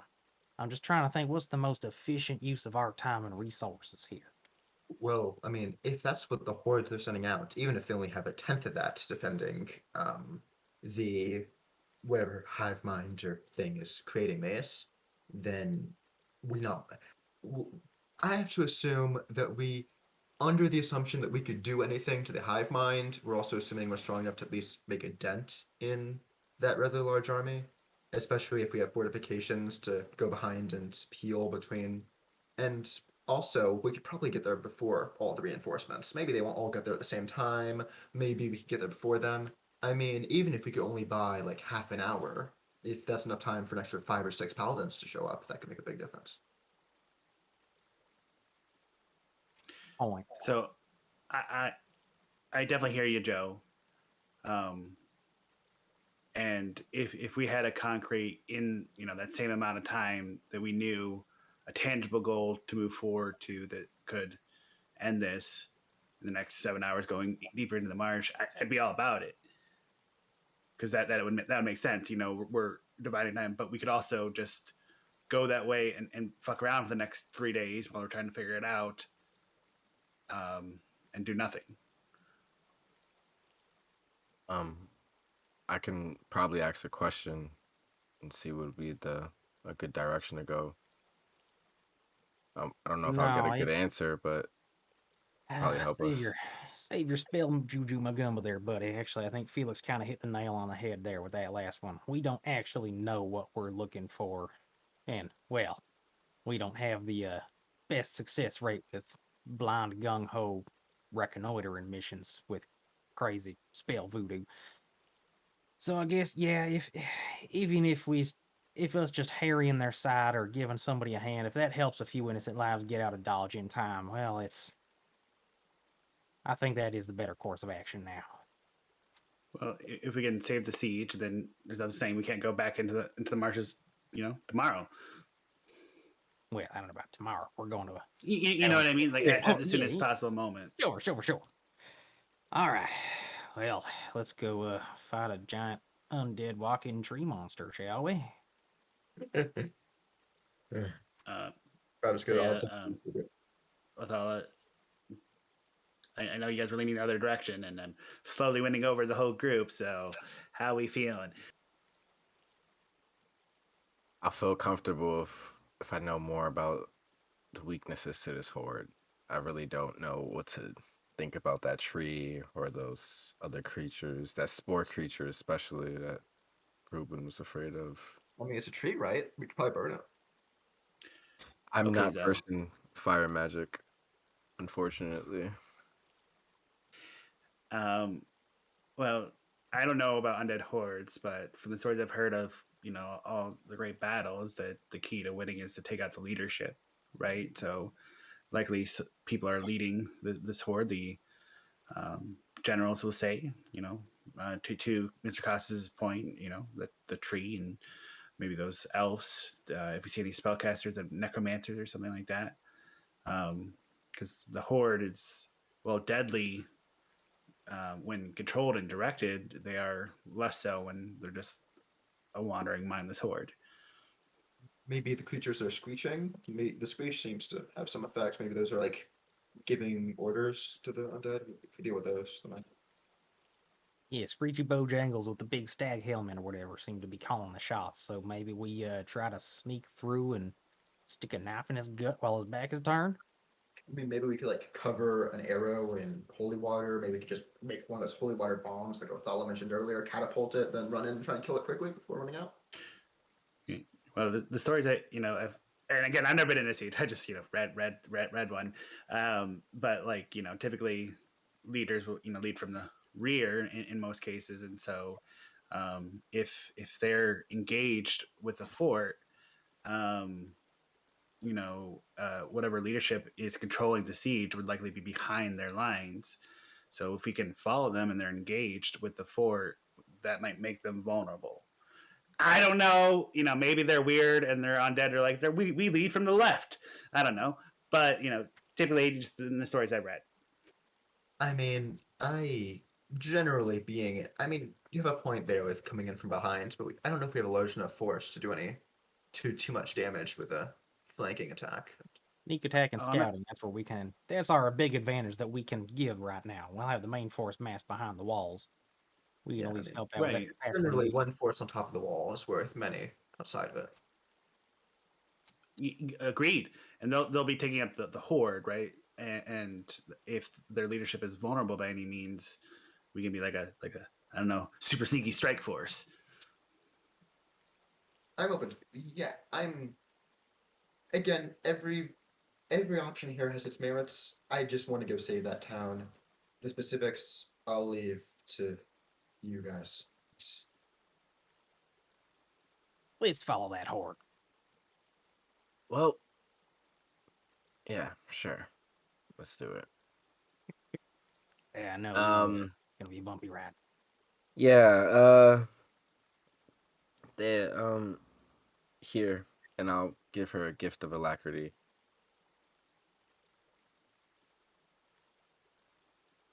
I don't Mr. react. Joe, Have a 1,000-yard stare on my face.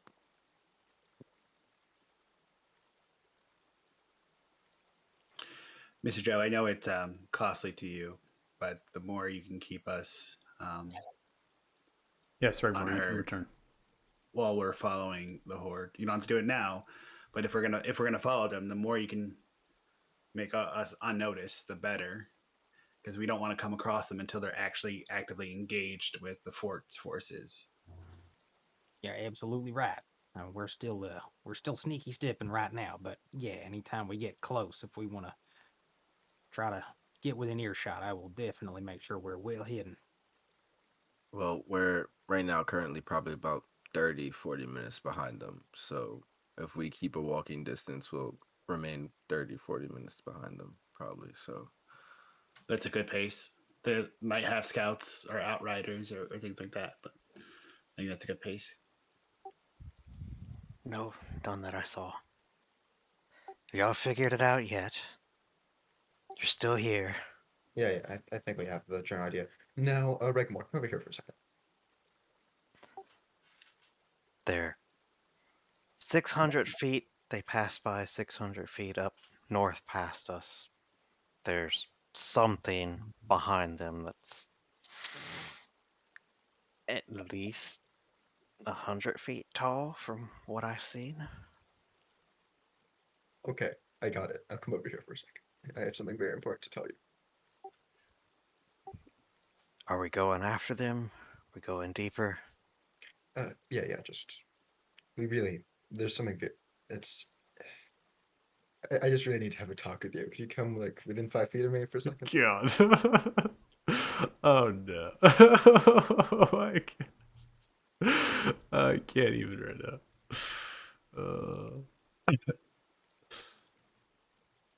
yeah, I think we're all deciding to leave. Yeah, we're leaving the boats here. They don't do us any good. I don't. They don't do us any good going upriver. Well, we'll just make a mental note of this.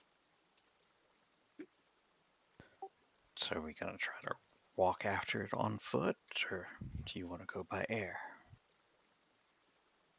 I think on foot for as long as possible, and we save your resources to be able to do so. You know, if we need to get a quick, say they turn around and they, try to come after us, we use your resources to fly out of there. They don't pay any attention. Something ain't heavy. Regmore, come over here for a second.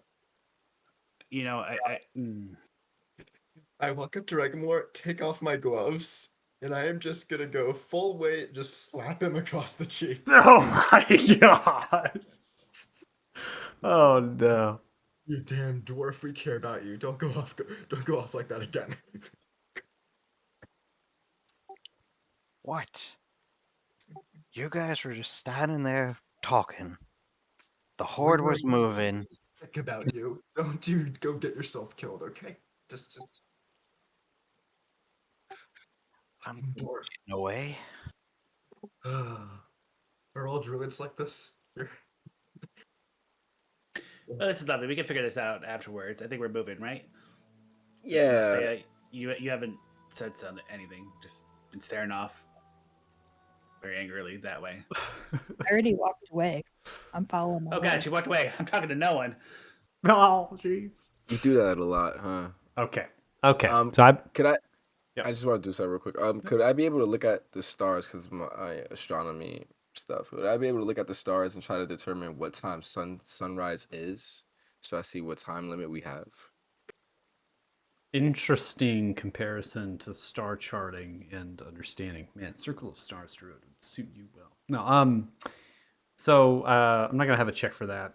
I thought about making a check, but it's pretty clear, I think, based on you being here for this amount of months, right? Just kind of looking at the stars and stuff. There's an overcast. You're trying to get as best as you can. From what you estimate is that you're just now a couple hours before the next day in terms of time. So you're looking at least 6-7 hours for actual like good daylight. So how is the horde going to pick up its pace? Is it going to slow down in the Smallwood? Are they going to separate outwards now and become faster? It's difficult to tell, right? You don't know that. And you're really going off of, okay, this is this many hours towards daylight, and marking the spot you're currently at, stars as well, and yeah. Do that. All right. Yeah, I'm just thinking that because what can happen to the horde? I don't think they want to be out in daylight.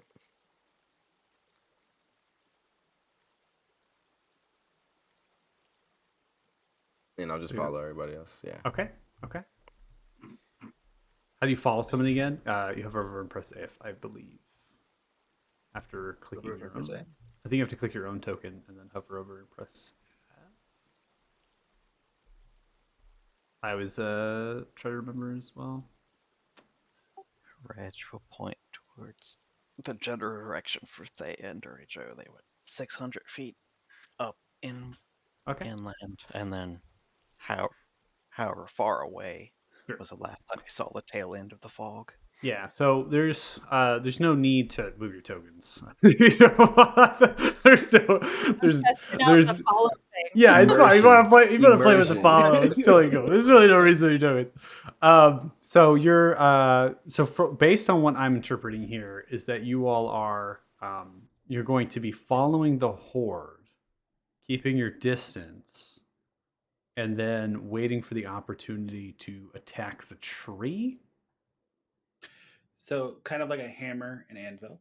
I'm gonna let them engage with the fort, and once the bulk of the horde is engaged with the fort, if we see any type of leadership, whether it's the tree, we don't know if it's the tree or spellcasters or whatever the case is, try to engage with them.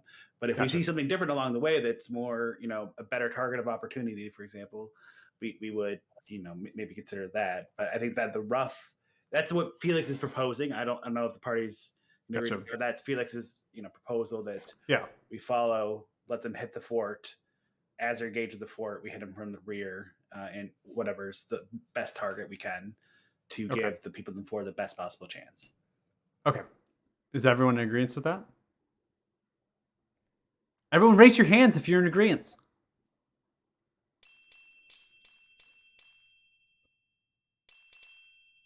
So many hands! I hear hands and noises. All right. Okay. Oh, we're done. All right, we're done. I'm going to turn it off. Sit back there. I'm going to turn this car around. Greg's not too keen on us going on foot after this horde, after traveling down river this whole time. I was like, we're going to go on foot, summon horses or something. That's fine. We just, stay in tight formation. Joe can keep the horses quiet too. We just don't want to move faster than the horde. We want to keep pace with them. Could you short rest on a horse while riding a horse? No, not has to while be you're carried. not while you're trying to maintain stealth and presence of perception. So if you're trying to short rest and you want to have stealth and sense of perception, you can do it on like a stagecoach or a wagon. That type of transportation does allow you to do it, but when you're on a horse, you have to actually handle the animal in a context. Like if you were driving the stagecoach, you couldn't do it, right? So, there's no way that you all can possibly short rest here if you are attempting to move at a pace behind the horde and keeping yourselves aware and also stealth at the same time from the horde. There's just no possible way to short rest here.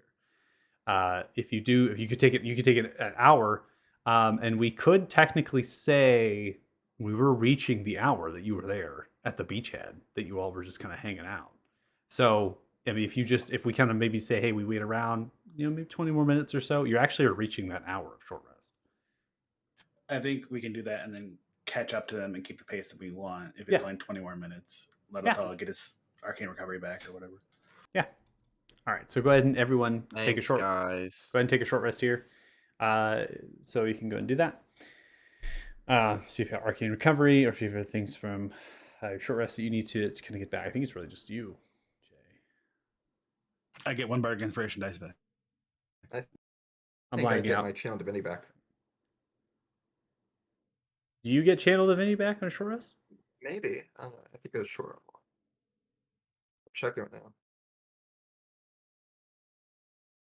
Don't see it's on my channels. No. If I recall correctly, you don't. I don't think you do. Let me see. I always got to remember the difference in Channel Divinity between clerics and short rest. You do. You get it back. Paladins. It's short Oh, or gosh. long rest, or is it just short rest? It's short and long. Yeah. They Paladins. just don't have multiple uses like clerics. The Ah. clerics get up to like 3 uses per short rest. So overpowered. God. Really? They're good at a lot of stuff, but they're not like amazing. Are you kidding? Paladins are absolutely amazing. Plus, Yeah, they're like you get a +5. You get a +5. You get a +5. Oh, can I just do extra 5d8 on one hit? I don't even know if I hit. I don't even care if I hit. I just say I want to do I it. just put out 150 points of damage in a round. Huh? Oh, you could even it's better than them at everything. Undead? you Well, have don't worry. Extra d8. non-lethal Okay, maybe smites. undead. You Non-lethal can smite. smite and then just put them to sleep. Honestly, the best thing that you've ever done was just, I would have non-lethally smite. That was so funny. I Like, can't you said even. radiant damage has to burn. That's fire damage. Radiant damage could be like a nice hug that puts you to sleep. A nice hug that puts Can you to I sleep. non-lethally disintegrate him? I want to just destroy them. Can I just disintegrate an arm and not the whole body? Like, you know, maybe like make him faint from pain. I would just smite his leg off, but not the whole inner Okay. roll. So you're keeping pace with the horde. We're gonna get to the end here of the session, so I want to make sure we end on a note here. So we're not just kind of leaving on a little bit of a cliffhanger. Why not? Okay. So you all are passing across the fields of these areas, right? And this is seems like somewhat they've even come to the road too, from the trampling. You're seeing medium-sized footprints, which were been described and you've seen in the farmland before. But then you're also seeing massive, large, circular feet, just large trudging. There's actually only one person in this party that can immediately recognize what that print is. And this actually plays a little bit into your backstory, Felix. Just a little bit. It's not really mentioned per se, but these are ogres, which are commonly found in the woods where you come from. So you have some inclination of what the print is because you've seen them, you've seen what they make.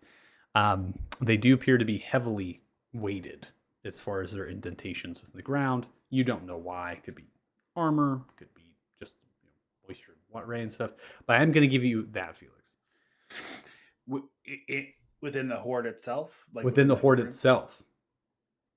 There might be some, I don't know, ogres or undead ogres kind of situation. If you see these are ogre footprints. Ogres going known weaknesses, like major ones. Yeah, dying. They scared of fire. Nothing. No, they're real strong and they are hardy, but they're not too bright. So if you can attack their mind, And then this is an undead one. Okay, great. Okay. There's also other footprints of kind of a bone-like kind of structure. Has a kind of a shorter, kind of slimmed down heel with multiple different appendages for its toes, kind of 3 to 4 of them in a way. One of them is kind of hoofed in a context. And so this is not playing to what the commander had said. There are others with kind of webbed hands and feet, seem to be moving on all fours with their gait. Nerdy Joe, you are able to kind of see that within the realm of tracks. No one really else has the passive to be able to track that in particular, because now it's kind of coming together in a very large amount. And it's also stunted or kind of hidden in a way from the tree, which is this massive just plantation of brambles, of tendrils, of streaks of the dirt rut, and just kind of planting itself, ripping up the tracks as it goes. Based on what you perceive now, I mean, you don't have a lot of sight lines with vision, so the rain begins to fall and the wind is pushing through now that you're in the open, is that it's encompassing. It is a absolute shit ton. If there was a word to describe it. It's just intense. And so you're kind of moving in the direction of the fog that you can kind of see, and it's hard, it's difficult. And you begin to kind of keep pace and keep track, even catching some ground because you want to keep a healthy distance. You want to be there for the opportunity, is what I've heard, right? So you're kind of keeping and getting closer and closer and closer.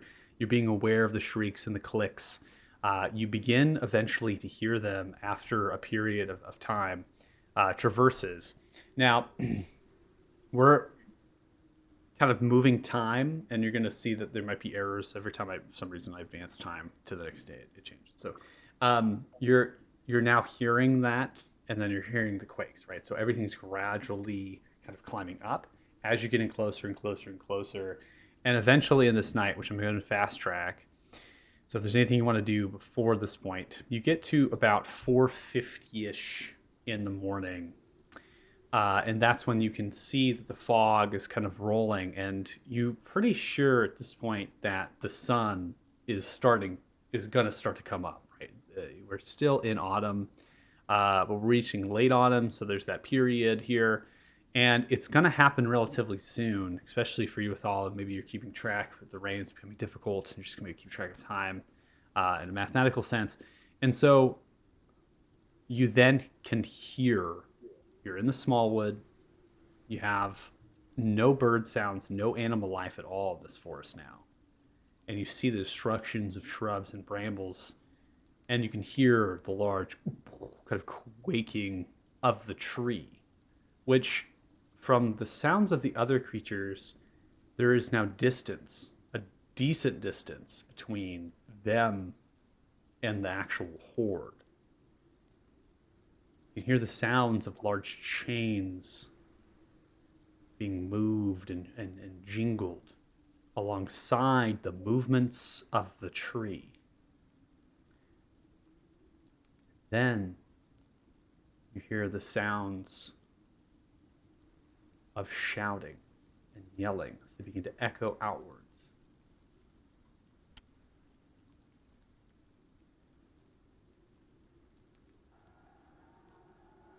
I'm going to turn that down, it's too loud.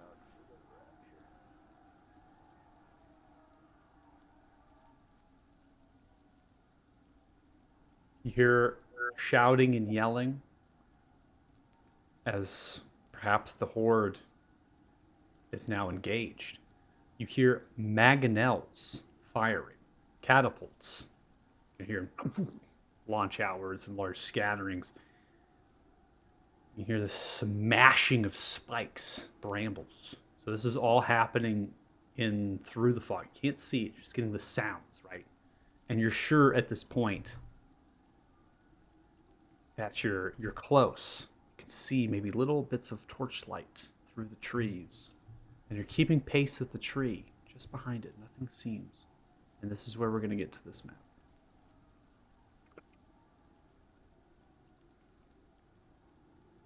Now, dark vision wise, I have a pause. You shouldn't be able to see anything, right? Your vision should be stunted at this point. You don't have any daylight. You're also having the fog around you. Okay, you are in total concealment in a way. You're almost as if there's a barrier that's formed in front of you. So you could be in total concealment, or you could not at this point. It's kind of rolling upon itself. This is like the edge.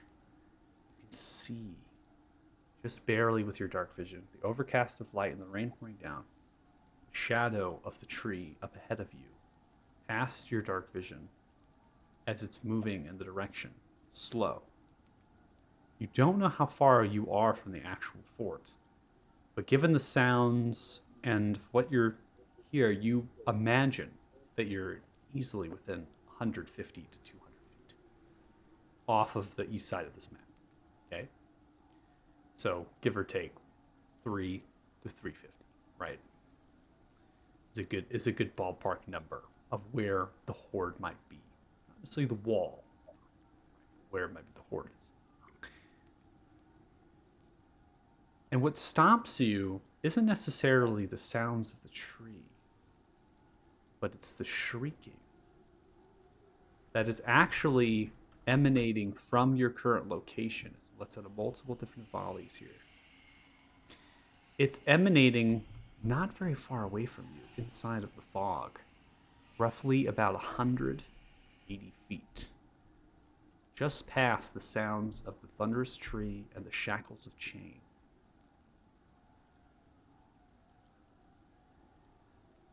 And you're left to make a decision. Advance into the fog and try to find out which was your intention of the commander. You're currently within range. You just can't see them. You can hear them. That's where we're going to go ahead and end it. We're going to end it there. You're not engaged. You're not in combat. You haven't gone in. Nothing seems to have noticed you. Unsure if the clicking sounds, right? That creature is noticed. But we hear sounds of battle on the other side. You do. So on the east side of this map, and the east side of this map, I'm saying maybe, roughly 3 to 350 feet, again, is the horde. And then past that, another some 100 feet is the wall. You're hearing the sounds of the shouting, crossbows being fired, mangonels being launched, and at this point, magic being casted. So you're also hearing the sounds of conjurations and different things, explosions and sorts. So it's all good sounds, right? It seems that they were prepared, they were ready. But you all can't see anything because of the fog. And you're right at that barrier. So now it's the point, do we push into the concealment and we find out this commander going off of our just sounds of the shrieking? And see if we can't, the tree's here too. We can hear it just up ahead. The tree's between us and the shrieking. So do we just find it out? And that's where we're going to end, because this is the decision process. This is definitely the point of where we say we're going in or not, right? So if you're watching the stream, thanks so much. I'm going to go and calculate experience now for you all out. Just give me 1 second. Go ahead and time out the audio here. Level 9. You think you got level 9? So No way. when we pick up next session, if we're going in, just something to keep in mind, 2 things. Joe passes out a trace. Athala, see invisibility. Because we need to know where, because this thing has a ability not to be seen. It might be like an ethereal plane, I don't know, but invisibility might help. Yeah, seeing invisibility is going to be good. I had a question about that.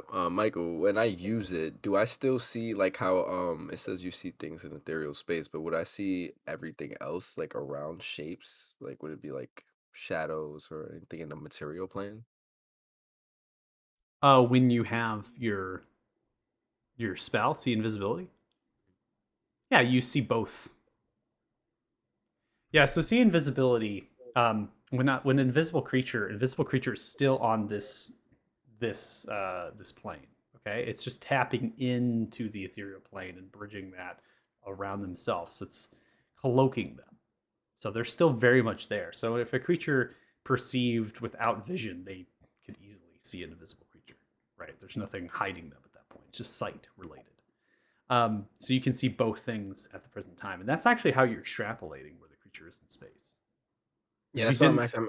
I'm asking like you know how you have a echolocation type of thing, sort of thing. Like I know the space that I'm around, even if like because of the fog, for instance. If I'm see invisibility, would I know my surroundings, like the floor and everything?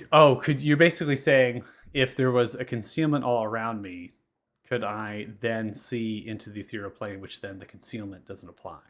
That's what you're asking me. Exactly. Yes. Okay. I'm gonna say no, because the ethereal plane isn't presented every which way. But I will say that if the creature is invisible and you do see them, that might give you a bonus into seeing them in the concealment. right? So you're going to get an advantage in seeing that invisible creature through the concealment, which could just basically make it a flat roll. So Got you. Did you mention if we saw the tree or not? Because the tree is gigantic, so it might even be sticking out of the fog. I think you said so. It was sticking out of the fog earlier. So, like, do we know generally where the tree is? the issue there with your question, Lucas, is the fact that you're kind of in the decision. You're in the Smallwood. You've gone in there for the last couple hours or so. You know that the tree is literally up ahead of you. I mean, it has to be between the halfway of 180 feet, so maybe 90, and encompasses a massive space. So, and seeing the height of that is impossible within a wooded area with a fog too on top of it. You just know at this stage you were kind of saw the shadows in the past hour or so, and then you now hear the sounds of it. Right, only you don't have any sight. If But you we had heard the tree in front of us and the shrieks off to the right. you have heard the tree in front of you and the shrieks past the tree. So Directly in front of the tree? Or? directly in front of the tree, like the command, like whatever's making the shrieks, which you assume is the commander, is 180 feet away from you, directly east of you. So if you draw like a line, right, that's where you're hearing, and that's what I'm assuming you're doing, right? You're kind of honing in on that, making the shortest possible trajectory. But the tree is kind of like in the way, and honestly, because of the size of this tree, even if you went like you're trying to get an angle, you're still going to hear the sounds of the tree between, because the tree is just that big. So you have an opportunity of being like, well, we're in total concealment. Is the tree even going to see us if we go underneath it? Or do we hook around to the south or to the north and try to wrap around the tree? Do we let the tree just continue and hope the commander is going to stay here, or the one that's like, shrieking? We're just going to assume it's the commander at this point. But yes, so you have a straight line directly from all your tokens. 180 feet to the shrieking and about 90 feet towards the tree. Cool. How much would all of the vials of holy water like tied together weigh? Why would Costas care? Are we after session? Do I still need to be in Costas Manor? But you could talk for. I'm just doing experience. Your stream's still up. I usually leave it just up for the asking experience. for purposes of like launching or like maybe hoisting on top of my shoulder and tackling with it. Well, it's a pound each, so 10 would be 10 pounds. Oh yeah. I mean, I don't know if we can you catapult that? That's why I said 4, because I can catapult up to 5 pounds. Just canonically, since Athala gave me the second black stone, I did not try to interact with it in any way, and I stuck it in a separate pocket from the other one, because we're trying to be sneaky, and I don't want to set anything off or let it notice us. Awesome. Oh, Othala, I do not want to like kind of strip on your spell territory, but I think if you upcast catapult, you can do higher weights. It can, I know. 5 pounds per level. I just don't grab anything heavier most of the time. I just grab forks and pans. How I'm much just does saying this. Felix weigh? Probably more than he can catapult. If we want to reduce on Felix, maybe it's possible. Like 42 pounds, probably. The goblin. What? Actually, if we reduce Felix, he could probably second level catapult Felix. No. All I need is an 8th level spell slot, and then, you'll be alright. Yeah, All right, Can't so think we of have any time when we need to, but 1,129 experience each should put you at 43,913 experience total. you have to give us level up for the fight. No, it's not going to level you up. No! No! We just rode down a river, bud. You literally just went shopping and rode down a river. That's literally what it was today. And it based on role play. So again, it's your skill checks, but it's also based on your decision making process. You all are, you're working through this and you're trying to figure this out and what the best tactic is, and you're being rewarded for that, right? So it's not just you're thinking outside the box. You're trying to go around it and try to really interpret it. That's all experience, right? It's all my game. So anyway, I know. But yes, it's not enough to get you to the next level. I'm so sorry, Lucas. I'm so sorry. I'm just saying. DM, why can't we level up every session? I don't even know. I want to be level 26 right now. I need to be level 26. Move Is that levels. even a level? I mean, Okay. I think non-player characters can go above level 20, but that might actually be a 3.5 thing, not a 5e thing. Because I know in like 3.5, there's like a fucking level 40 wizard dragon. I will- Most player characters. You go close the stream. Yeah, I'm going to close out the stream. If you're watching, thanks so much. We really appreciate it. We're going to go ahead and close this out so we can go ahead. We can filter Lucas's questions. In fact, we're going to actually we're going to be running a podcast after this where we just filter Lucas's questions. You stay tuned. I'm just kidding. We're not doing that.